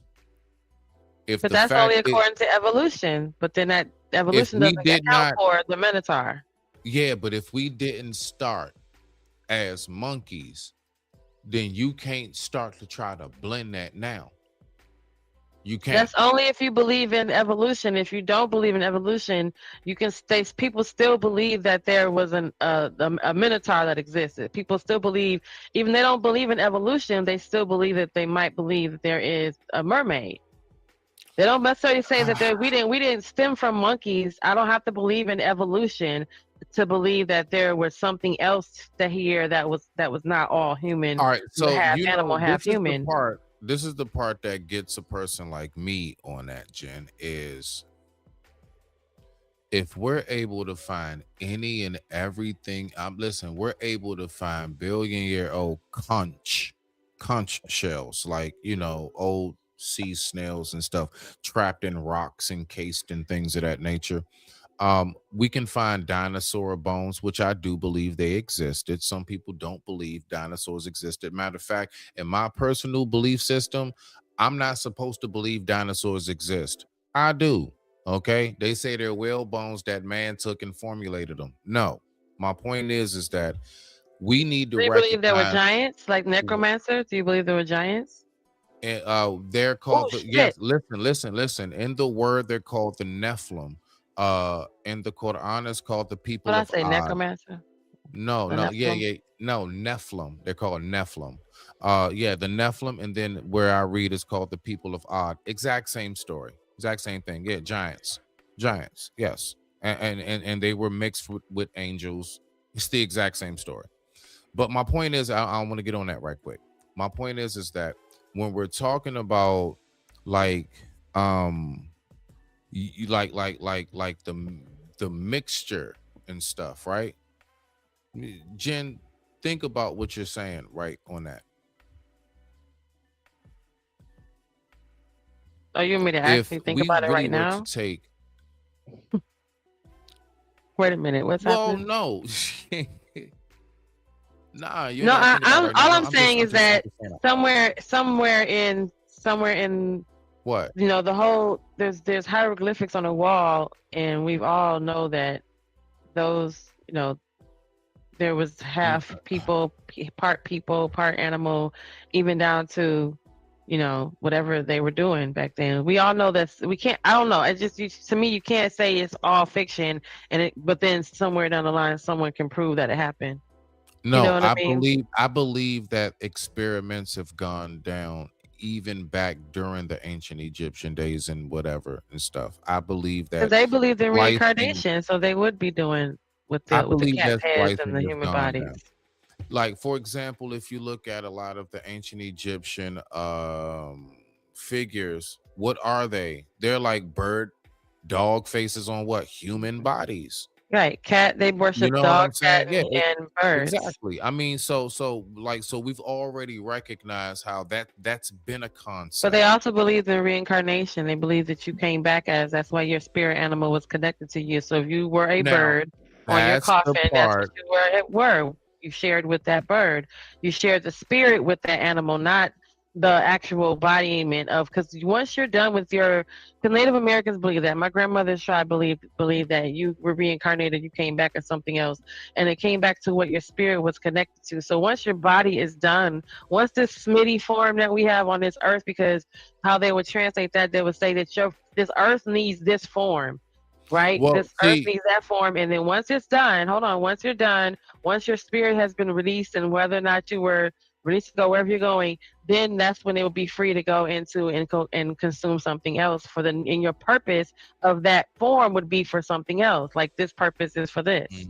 We needed you human in this life. The next life, you something else. That's what they would say. well, see, Jen, just like you see that beautiful cross you have around your neck, right? AC, help me out if I am mistaken. All right, so you're talking about reincarnation and stuff. If you truly are a believer, then if I'm not mistaken, I do believe that totally would contradict everything. Like, if I knew that I could die and come back here, I don't think most You're people would not. be It's not as. up to you. That's why you don't No, no, know. no. I get that. I get that. Some I'm people just don't get saying. reincarnated. That's the theory behind that, is that everyone doesn't get to come back. So you're not like reset like a video game. And then it would No, contradict on faith based, because you cannot believe in a higher faith base, and then still believe in something else as well. That's so but that would see, contradict with okay, everybody. okay, Jen, I'm saying one thing specifically, beloved. One thing only. All I'm saying is that, like me, and I would say, I don't know, AC, if you recognize where I'm coming from, I'm asking. To think that you can go ahead and come back would be a total contradiction as far as what it is that's followed, as far as like you pass on, you're in your grave, there's a day of judgment, and then from there we move on. So you're For telling me this that, life, for human life. wait, hold on. So I'm just That's what it no, is. no. I'm asking because I'm passing you the floor. I'm passing you the floor. So I'm asking. So you telling me that there might be some of us that, okay, check, failed, boom, check, pass, boom, check, hold on, wait a minute, yeah, you got to go back. And they like so you believe it's like 3 lines. It's not a you pass and you failed line only. There's also a you pass, you failed, you go back line. What are you saying? So you don't believe? Do you believe there's a Listen, purgatory? no. Hold on. No. Do you believe there's purgatory? Limbo, that is spoken about. So Limbo that is is spoken three about. lines because that's heaven, hell, or purgatory. That's 3 lines. Nah, purgatory is no. Purgatory is where you're going. Purgatory is where you're going. You're hanging out in the spirit realm. You're either in the purgatory line, or you're going to hell line, or you're going to heaven line. What are you talking about? Same shit.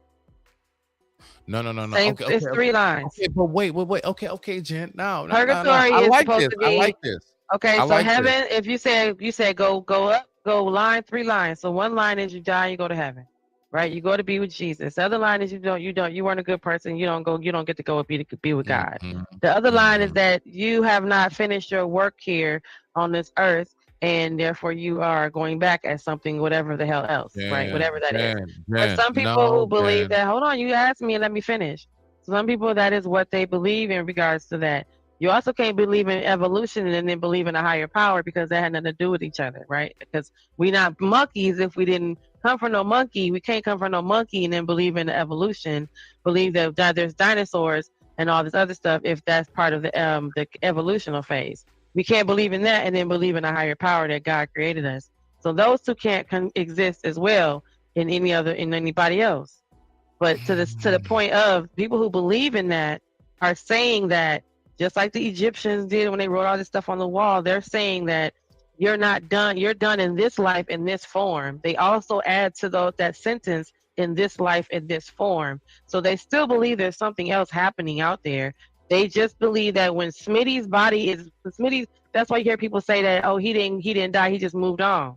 What did you mean? You moved on to what? Just hanging out in heaven with everybody else? Most people don't say that. They say he moved on, which means that for some people that believe that he is coming back as something else, or they say that this part of that spirit came when they say a person passes, a child is born.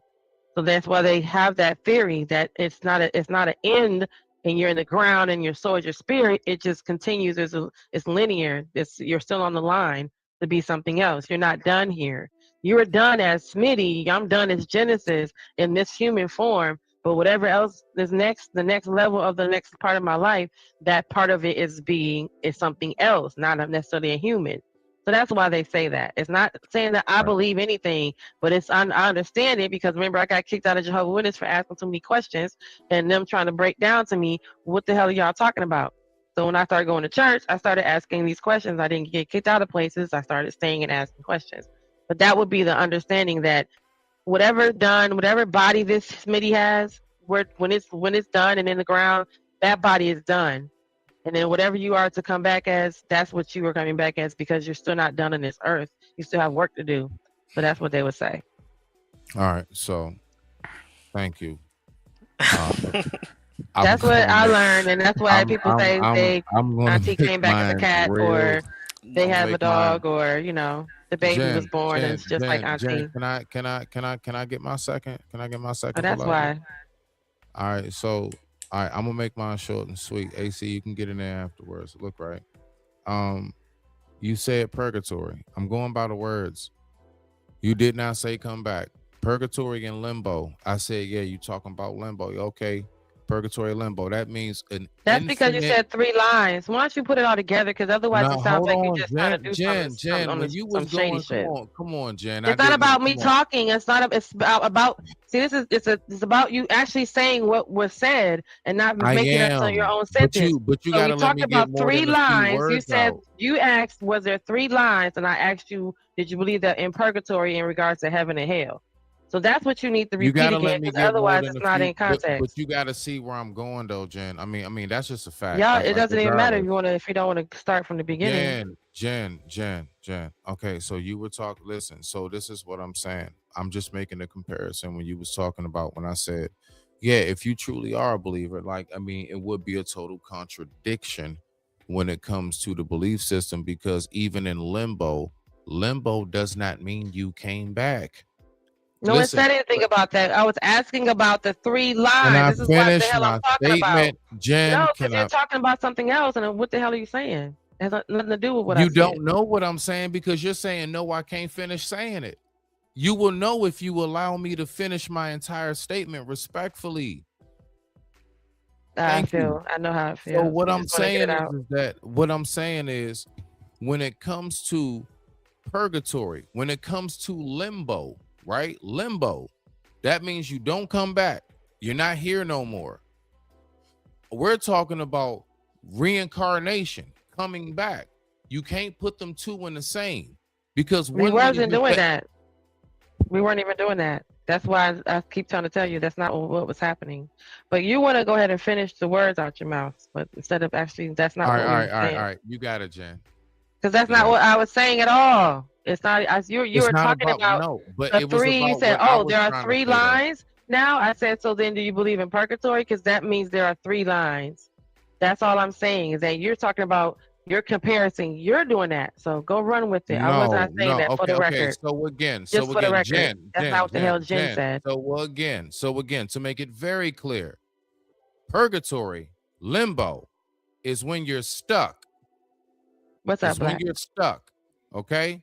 We know that. If you're stuck, you don't come back. We know that. So you can't compare the two.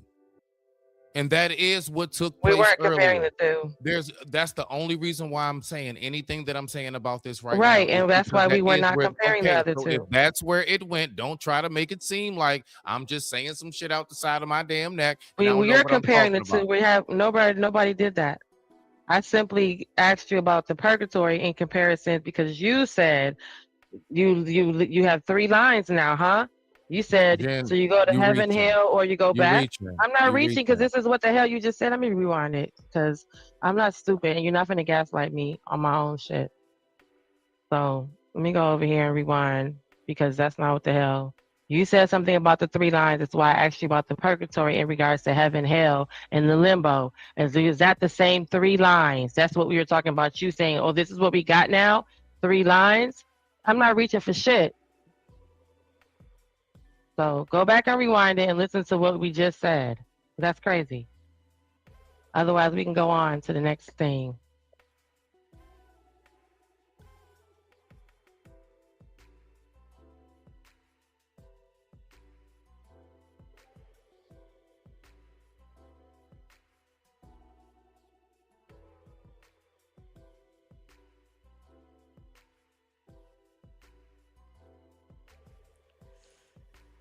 All right.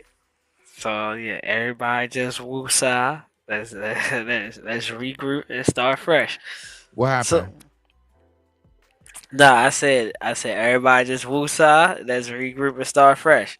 Oh no, So go ahead. the AC, question, what you got? What you the got? Yeah. question, was given, about reincarnation.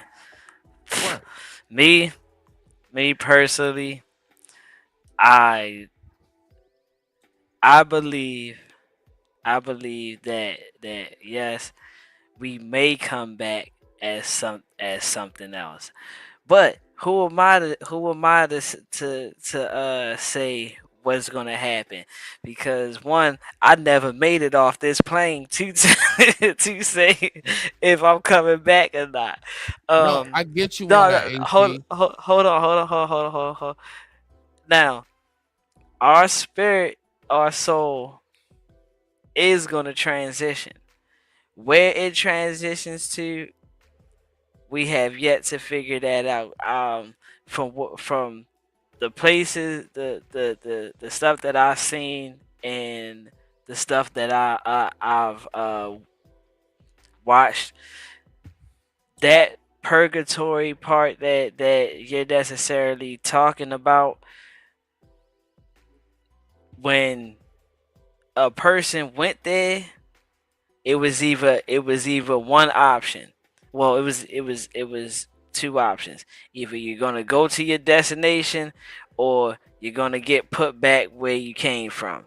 Now, it is videos that show that a person went into what they would say that purgatory, what y'all would call that purgatory stage, where they actually, got a chance to talk to the father or whatever.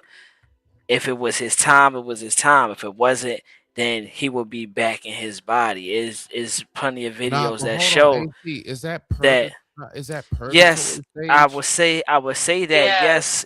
I would say that yes, because physically and medically, that person's body died, but then came back to life.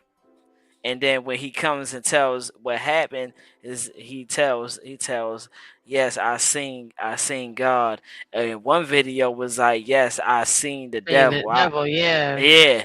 But you seen the So little boy crying, and cause he drowned, and he was gone, and then he said he saw God, and he came back. He was crying.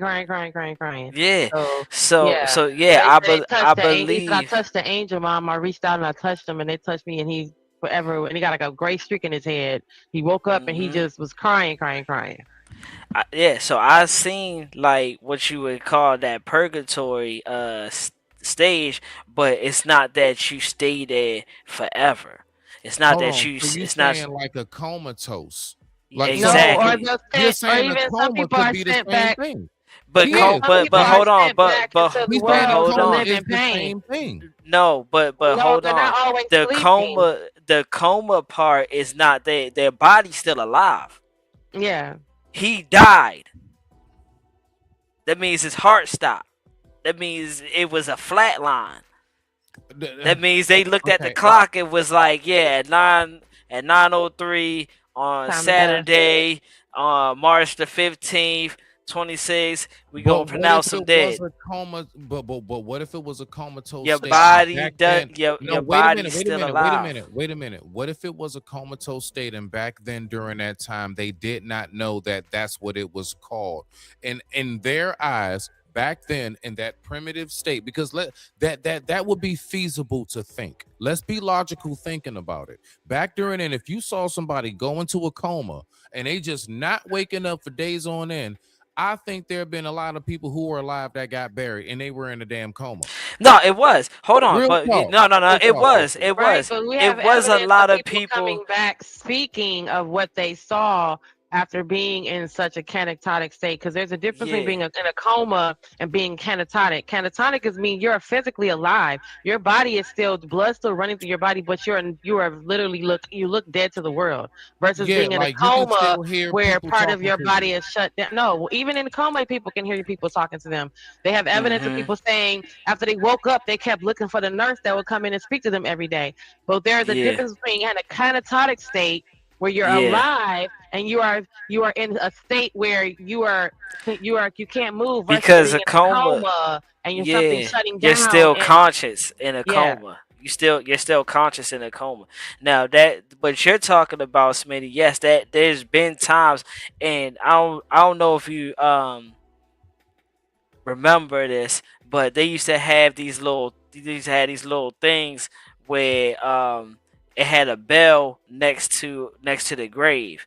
And what happened was people was Mm-hmm. going into those states and they would pronounce them dead. So when they buried them and them people woke up and came back or whatever, they would see themselves in this joint and they would hit the bell. They would ring the bell to let people know, like, hey, I am alive down here. So Mm-hmm. that was a real thing. That was a real thing. But So this is what real quick. This is what we're saying: catatonic individuals versus a comatose individual. So the catatonic could be a person, something happened. Modern day would be a traumatic incident that would like scare the person, what we call them, scared them to death, but they're not dead, right? So the key difference is that the catatonic person is fully aware of the environment but unable to respond motor skill and behavior inhibitions, whereas the comatose person is entirely unaware and unresponsive. So i.e. they would move the catatonic person's arm and their arm would stay raised, right? They would raise the person's arm, they'd be laying down on the gurney and they would raise the person's arm, and that catatonic person, his arm would stay raised. So the comatose person, the arm would flop back down like a spaghetti noodle. That's a big key difference in the fact that how they would probably see that back in the day to say, hey, this person isn't all the way deceased yet or fully deceased and could be in a coma or could be catatonic. So there's a big difference. Y'all go check it out. yeah. Yeah. And So so go ahead, AC. so now another thing that I'm saying, another thing that I'm saying too is that we right now physically can't say whether or not we're going to transition, and then automatically what's going to happen is we're going to go up there and he's going to be like, you know what, you're going to go back a bird, or you're going to sit here, or one thing we can't do is decide what's going to happen to us. All we can do is understand what what the word says. What the word says is that you got your two places. You got this place, you got this place. Now, if you want to believe in reincarnation, that's to each his own. You know what I'm saying? You can believe in that. You have all the right to believe in that. But don't say solely put that as if this is what's gonna happen, because none of us has transitioned over and actually seen what their life had in store for them. And every video that I seen where a person actually did make it to that part, they seen where they was going. Oh, I seen God. God told me it wasn't my time yet, and He put me back in here. Or I seen the devil, and I seen where I was going at. So let me change my life. So those are the only two things that I've seen. Yeah, And where that's a somebody has come back and said, and it's mainly for a testimony on both ends. Like the devil wants yeah. to come back and let them know, like, yo, this shit, he's not playing with you. I seen bodies, I smelled the flesh. Like they have a strong sense of smelling the sulfur in the air. And the same thing for a person who is said they've seen, God or Jesus. That's to come back to give the testimony and let you know that that part was real. Yeah. So I didn't see nobody yet to be like, yeah, I was just waiting, I was just lingering around. I haven't seen that. They had a clear view of one or the other. One or the other. But I would call like those times where a person might have seen where they was going at, and then they came back into their regular body. I would refer that to what you were saying earlier, like that purgatory stage, the way as though maybe their body wasn't dead, but they had the vision of one or the other to either give them a message of where you're headed, or give that a message that, look, it just not your time right now. We didn't have you scheduled for this meeting yet. You're too early. Yeah, So the old people say, baby, God wasn't done with you yet, baby. he wasn't done with you yet. He wasn't done Exactly. with you yet. You still got work to do on this lurk, Yeah. Exactly. That's Yeah. what they would say. Mm-hmm. But I can testify to that. Yeah. our Or spirit. someone having like what they say, even people being like struck by lightning, or they would say this just wasn't your time. Wasn't your time, baby. Wasn't your Yeah. time. But I would say, when our spirit does leave this cocoon of a body, I'm pretty sure it is something glorious that's going to happen on the other side. And who knows, maybe we might get blessed to come back and be a support animal, or you just nah, for real, you know what I'm saying? We never know, bro. You never know. So Oh man. yeah, Please it don't tell gives me you. I'm gonna be coming back as that daggone Labrador that's with the overweight hoarder. The overweight hoarder and shit.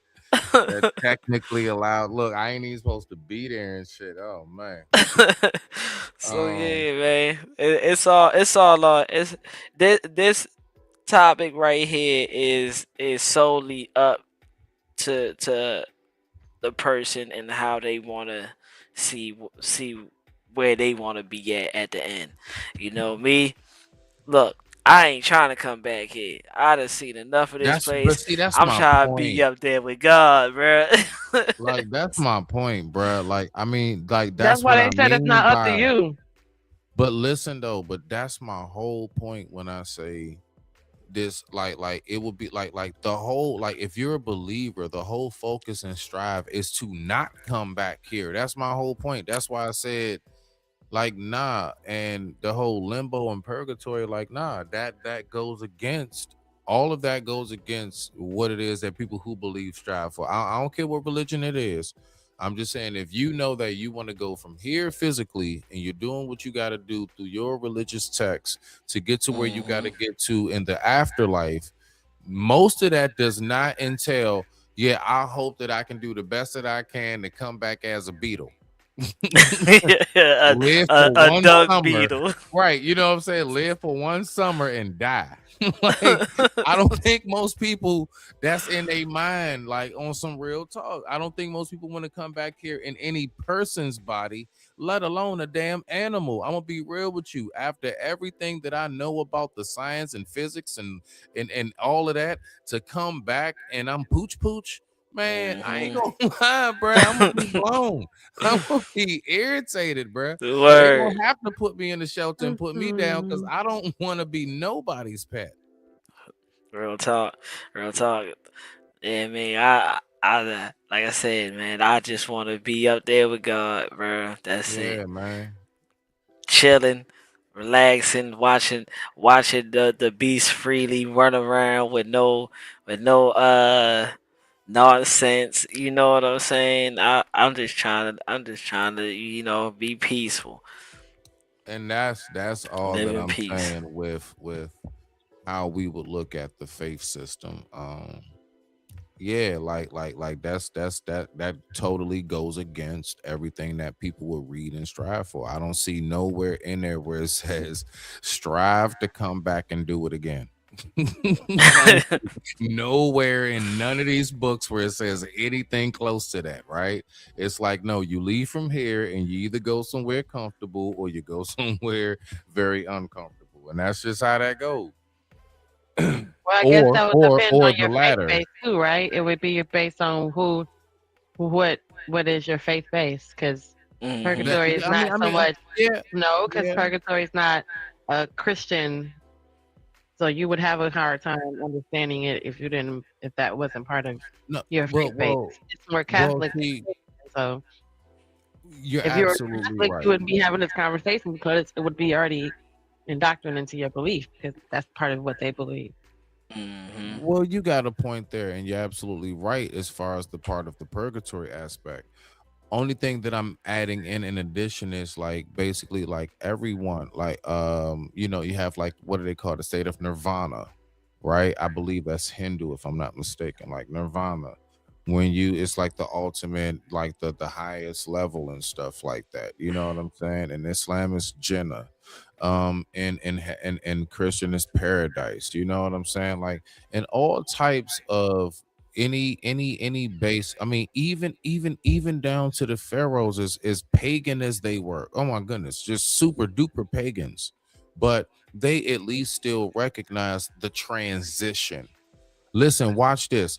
AC, do you think the pharaohs packed up all of that stuff in their tombs with them because they thought they was going to come back, or they say I'm taking this with me? You see what I'm I saying? yeah, me, I honestly don't know why they would do that, but It's I because do, no, I I'm do believe, like in their mind that they was coming back. nah, in their mind, this is what they're taking with them to the afterlife. They believe somehow or another. Yeah, they used to have like guards alive encased in the tomb with them, and they would just starve and suffer. They had food in there. They had cats alive that would just starve and suffer. And they believed that once they did that, they would be joined with them. They were taking them with They them. was taking it with. Yeah, Okay, if they thought they were yeah. coming back, they'd have just let them roam around the temple. Like, look, I'll be back, y'all. I'm gonna just go ahead and take this nap. I'll rise in 3 days. You know what I'm saying? They didn't do that, bruh. That's not what happened.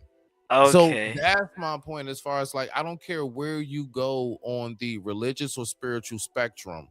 Every human in some form of fashion does believe that there is a transition.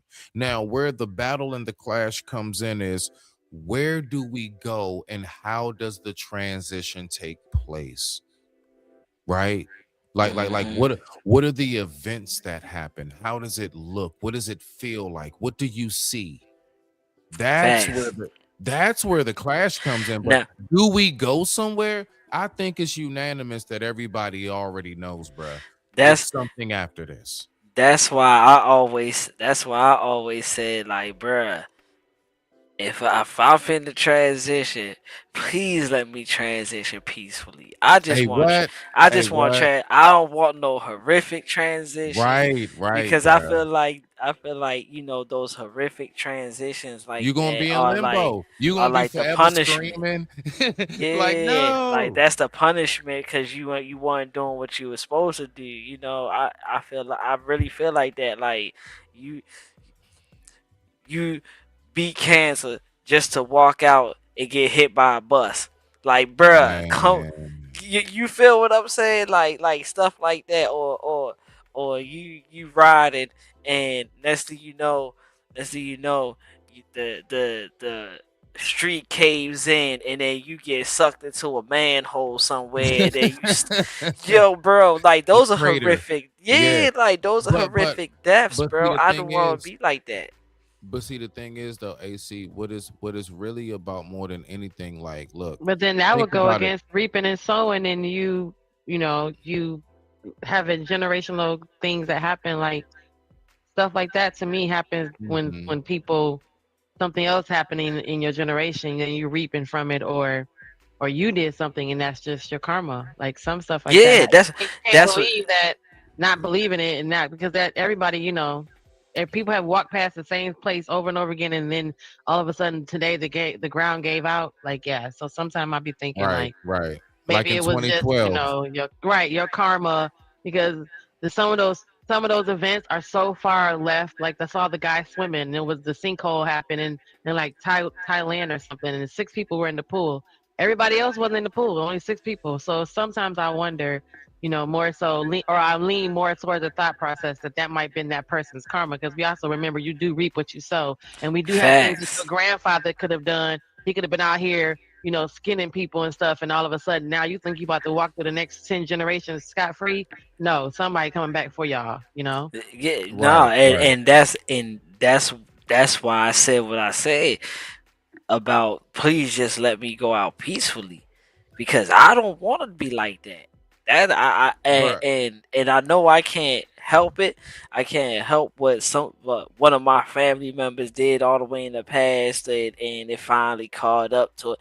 I don't, just please. I'm doing my best. I'm doing my best to follow your will, and how you want me. Just have some mercy on me, Man. But please. that's why you pay it forward, because we're not Yeah. really ever judged on. We're judged on more so how we towards the rest of mankind, not ourselves. God wants us to be Exactly. good to ourselves, but we're gonna be judged. So this always paying it forward, and then that's why I think like certain stuff like that. When you say like the manhole fell in, like be certain stuff like how certain people can't never get out of financial trouble because they have been like financially cursed because their grandfather, buried all the money underneath the house type of thing, and now the rest of the family has like been poor since then. Stuff Right. like that to me has been because of those type of things, and there's nothing they can do to, But what they it's on there. Even though if but they s- try to be nice and give all their money away, they still be just, it's the curse on them, or it's the but lack but of, see if you will, but see the thing is or too. karma. The thing is too, though, it goes back to what you just said, and what I was speaking about too, living in that will. You know what I'm saying? You Mhm. paying it forward.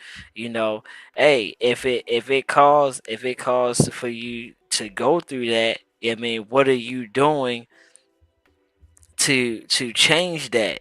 And are you looking to change that, or are you just doing this because you don't want to be in that position? Right, because you got people who never who have gone through life never doing anything good for nobody else because they never got, Exactly. nothing done good for them. And then they can't understand why their luck won't Right. change. Exactly. You know what They I'm can't, saying? like, it's a constant cycle of something else. You know what I mean? Like it's a karmic cycle or a reaping what you sowing, and it's not even Mhm. you sowing for your own self, but reaping you reaping you reaping the negative from the generation before you, or just your family members, or even something you did as a young person, and then the person behind you is also going to reap it. So yeah, I Facts. think the paying forward part is really hard because people don't genuinely instinctively care about anybody else And it, outside themselves but first, themselves. Exactly. Well, Yeah, so that's well, why it's so even hard to do even it.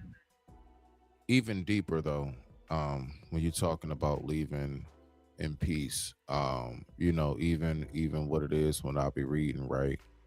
It talks about leaving in a state of kuf, and that's either like a state of non-belief or discomfort, and discomfort in the sense of like angry.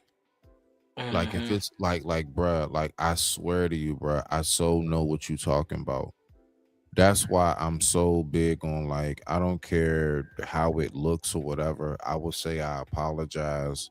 I will try to make amends. I try to make sure things are straight. One thing that I definitely recognize even in my father's passing is how much he kept saying he's at peace. And the reason why is because when I think about his life, I'm like, he took care of his family.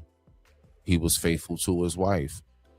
He Mhm. called me. He said, I apologize for whatever. And he said, I forgive you for whatever. You know what I'm saying? He made sure he made his rounds. Like, so, man, to think like what it is more than anything, my point is, AC, when you was talking about that, is leaving in a state of like non-completion of your mission. And I mean, Facts. I am so terrified to be one of those souls that's like, no, I never had a chance to Chance say to, or do the, bruh. like, I don't, and now I'm forever like wandering, and now I'm in limbo because I don't want to cross over because I'm still saying I gotta be here to, and I'm trying to get back into a body that's been embalmed and or cremated. Mhm. So Yeah. yeah, bro. I, And I know what you're talking about, bro. and It's that's the incompletion of the mission that is so scary, bro.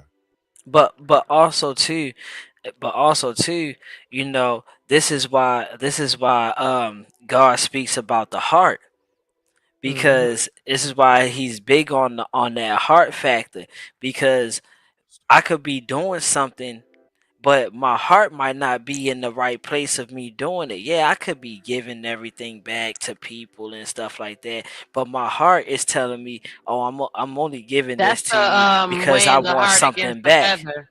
That's when he's Yeah, gonna weigh it against the feather, where you actually exactly. doing things are gonna be good. Because remember, he gave the three men the gold, and he wants to see what you're gonna do with it. So He's that's gonna part of do him with it. weighing your The heart. That's talents. part of him. Yeah, that's part of him Hmm. judging your heart as well.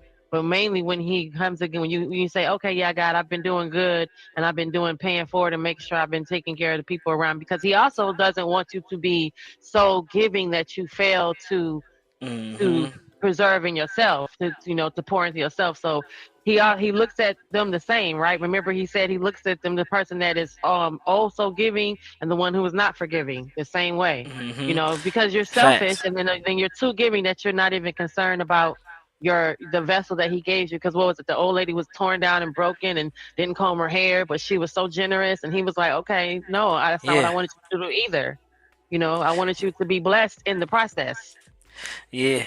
But see, the one thing about that lady is that her heart was in the right place, Right because place, right. she didn't give out of a sense of, I know I'm gonna get something back. She gave because that's what her heart told her to do. Everybody else gave on what they felt as though, this would be the best, or I know if I give the best They was that trying to he's look good gonna. in God's eyes. Yep, they was trying to look Exactly. good in his eyes, and which is people and who do it which today for just like notification and likes and facts comments and views. facts which Hmm. now you got a person who's generally giving her last, because it's it's because of you that the acknowledgement of you being here and actually caring about us. I'm gonna give you my last. So it's all it. That's why he speaks about the heart a lot. You know, everything that we should be doing is from the heart. That's why he speaks about love so much. Love your brother, love your enemy, love your neighbor. Because Man, I'm gonna tell you, I remember turning the cheek. I got into a whole fight with them folks, them Jehovah Witness kids, trying to turn the cheek. I had to turn the cheek and knock that girl out, boy. You keep on messing with me. I'm from Detroit. You better quit playing with me.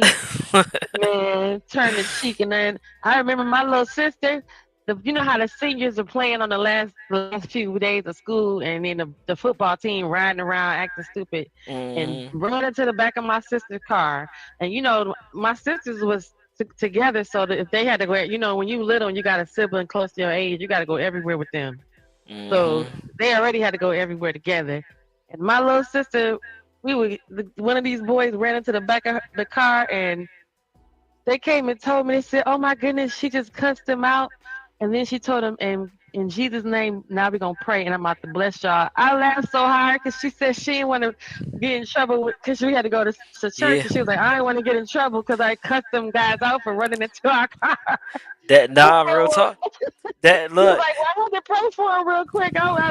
They was football players. I was like, "You was praying for a football player?" I laughed the so hard. acknowledgement though. See, a lot of people don't have She was that so discernment. scared. She was Yeah, like, no, a "I'm not lot of gonna people listen to don't church. have that God don't know what discernment. I did. God knows what I did. I cussed him out. I cussed Yeah, words. I used real cuss words."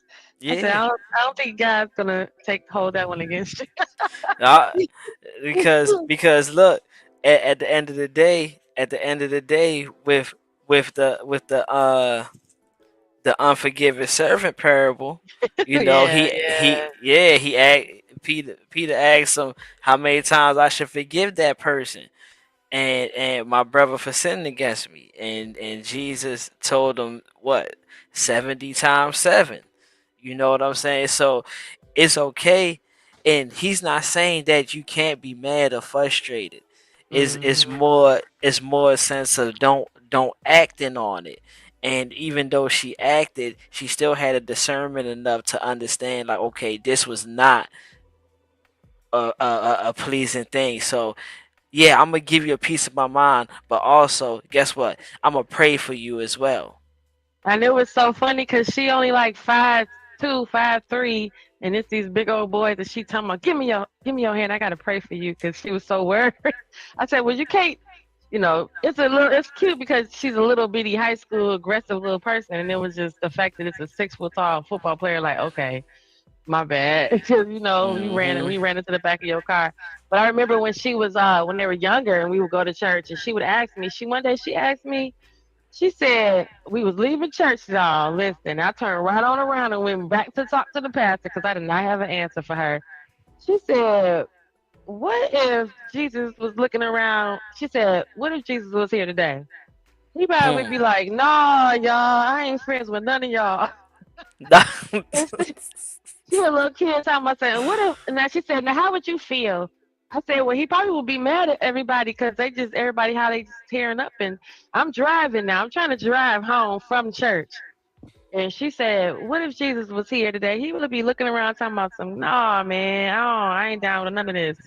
And then I said, I don't know. And then I said, okay, before I turn around. Fuck them that said I'm fucking them. What? Hello? Smitty? What? Oh, you was just cussing a storm just now. Who? And you was off. You wasn't on mute. Whatever you just said, you dropped a couple F-bombs just now.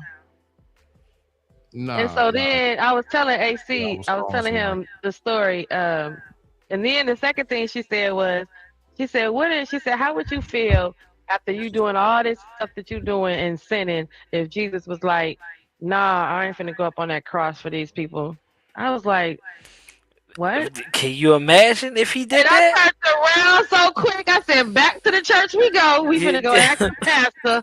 I ain't know what scripture to pull out. I had my Bible. I said, you know how the auntie walked with the high heels? Come on, let's go with the click, click, click, click. I said, let's go. Hey, Come on. can you imagine if it was that time and Jesus I had said, that what, girl? man say What makes you think this? She said, I'm just wondering if he was a bad, if he was like everyday person, he'd be like, I ain't finna go up on his cross. Look how these folk acting. I said, yeah, you know what? what? No, hey, that's dope that she got that kind of Yeah, mentality. I was out of there. I was like, turn around. Let's Yeah. go back to the king. Let's go back to the sanctuary. As we just left, we didn't even get down the street to the light. Good. I turned right around. Jam. Jam. What's up? Nah, yeah. Nah, I'm off the phone.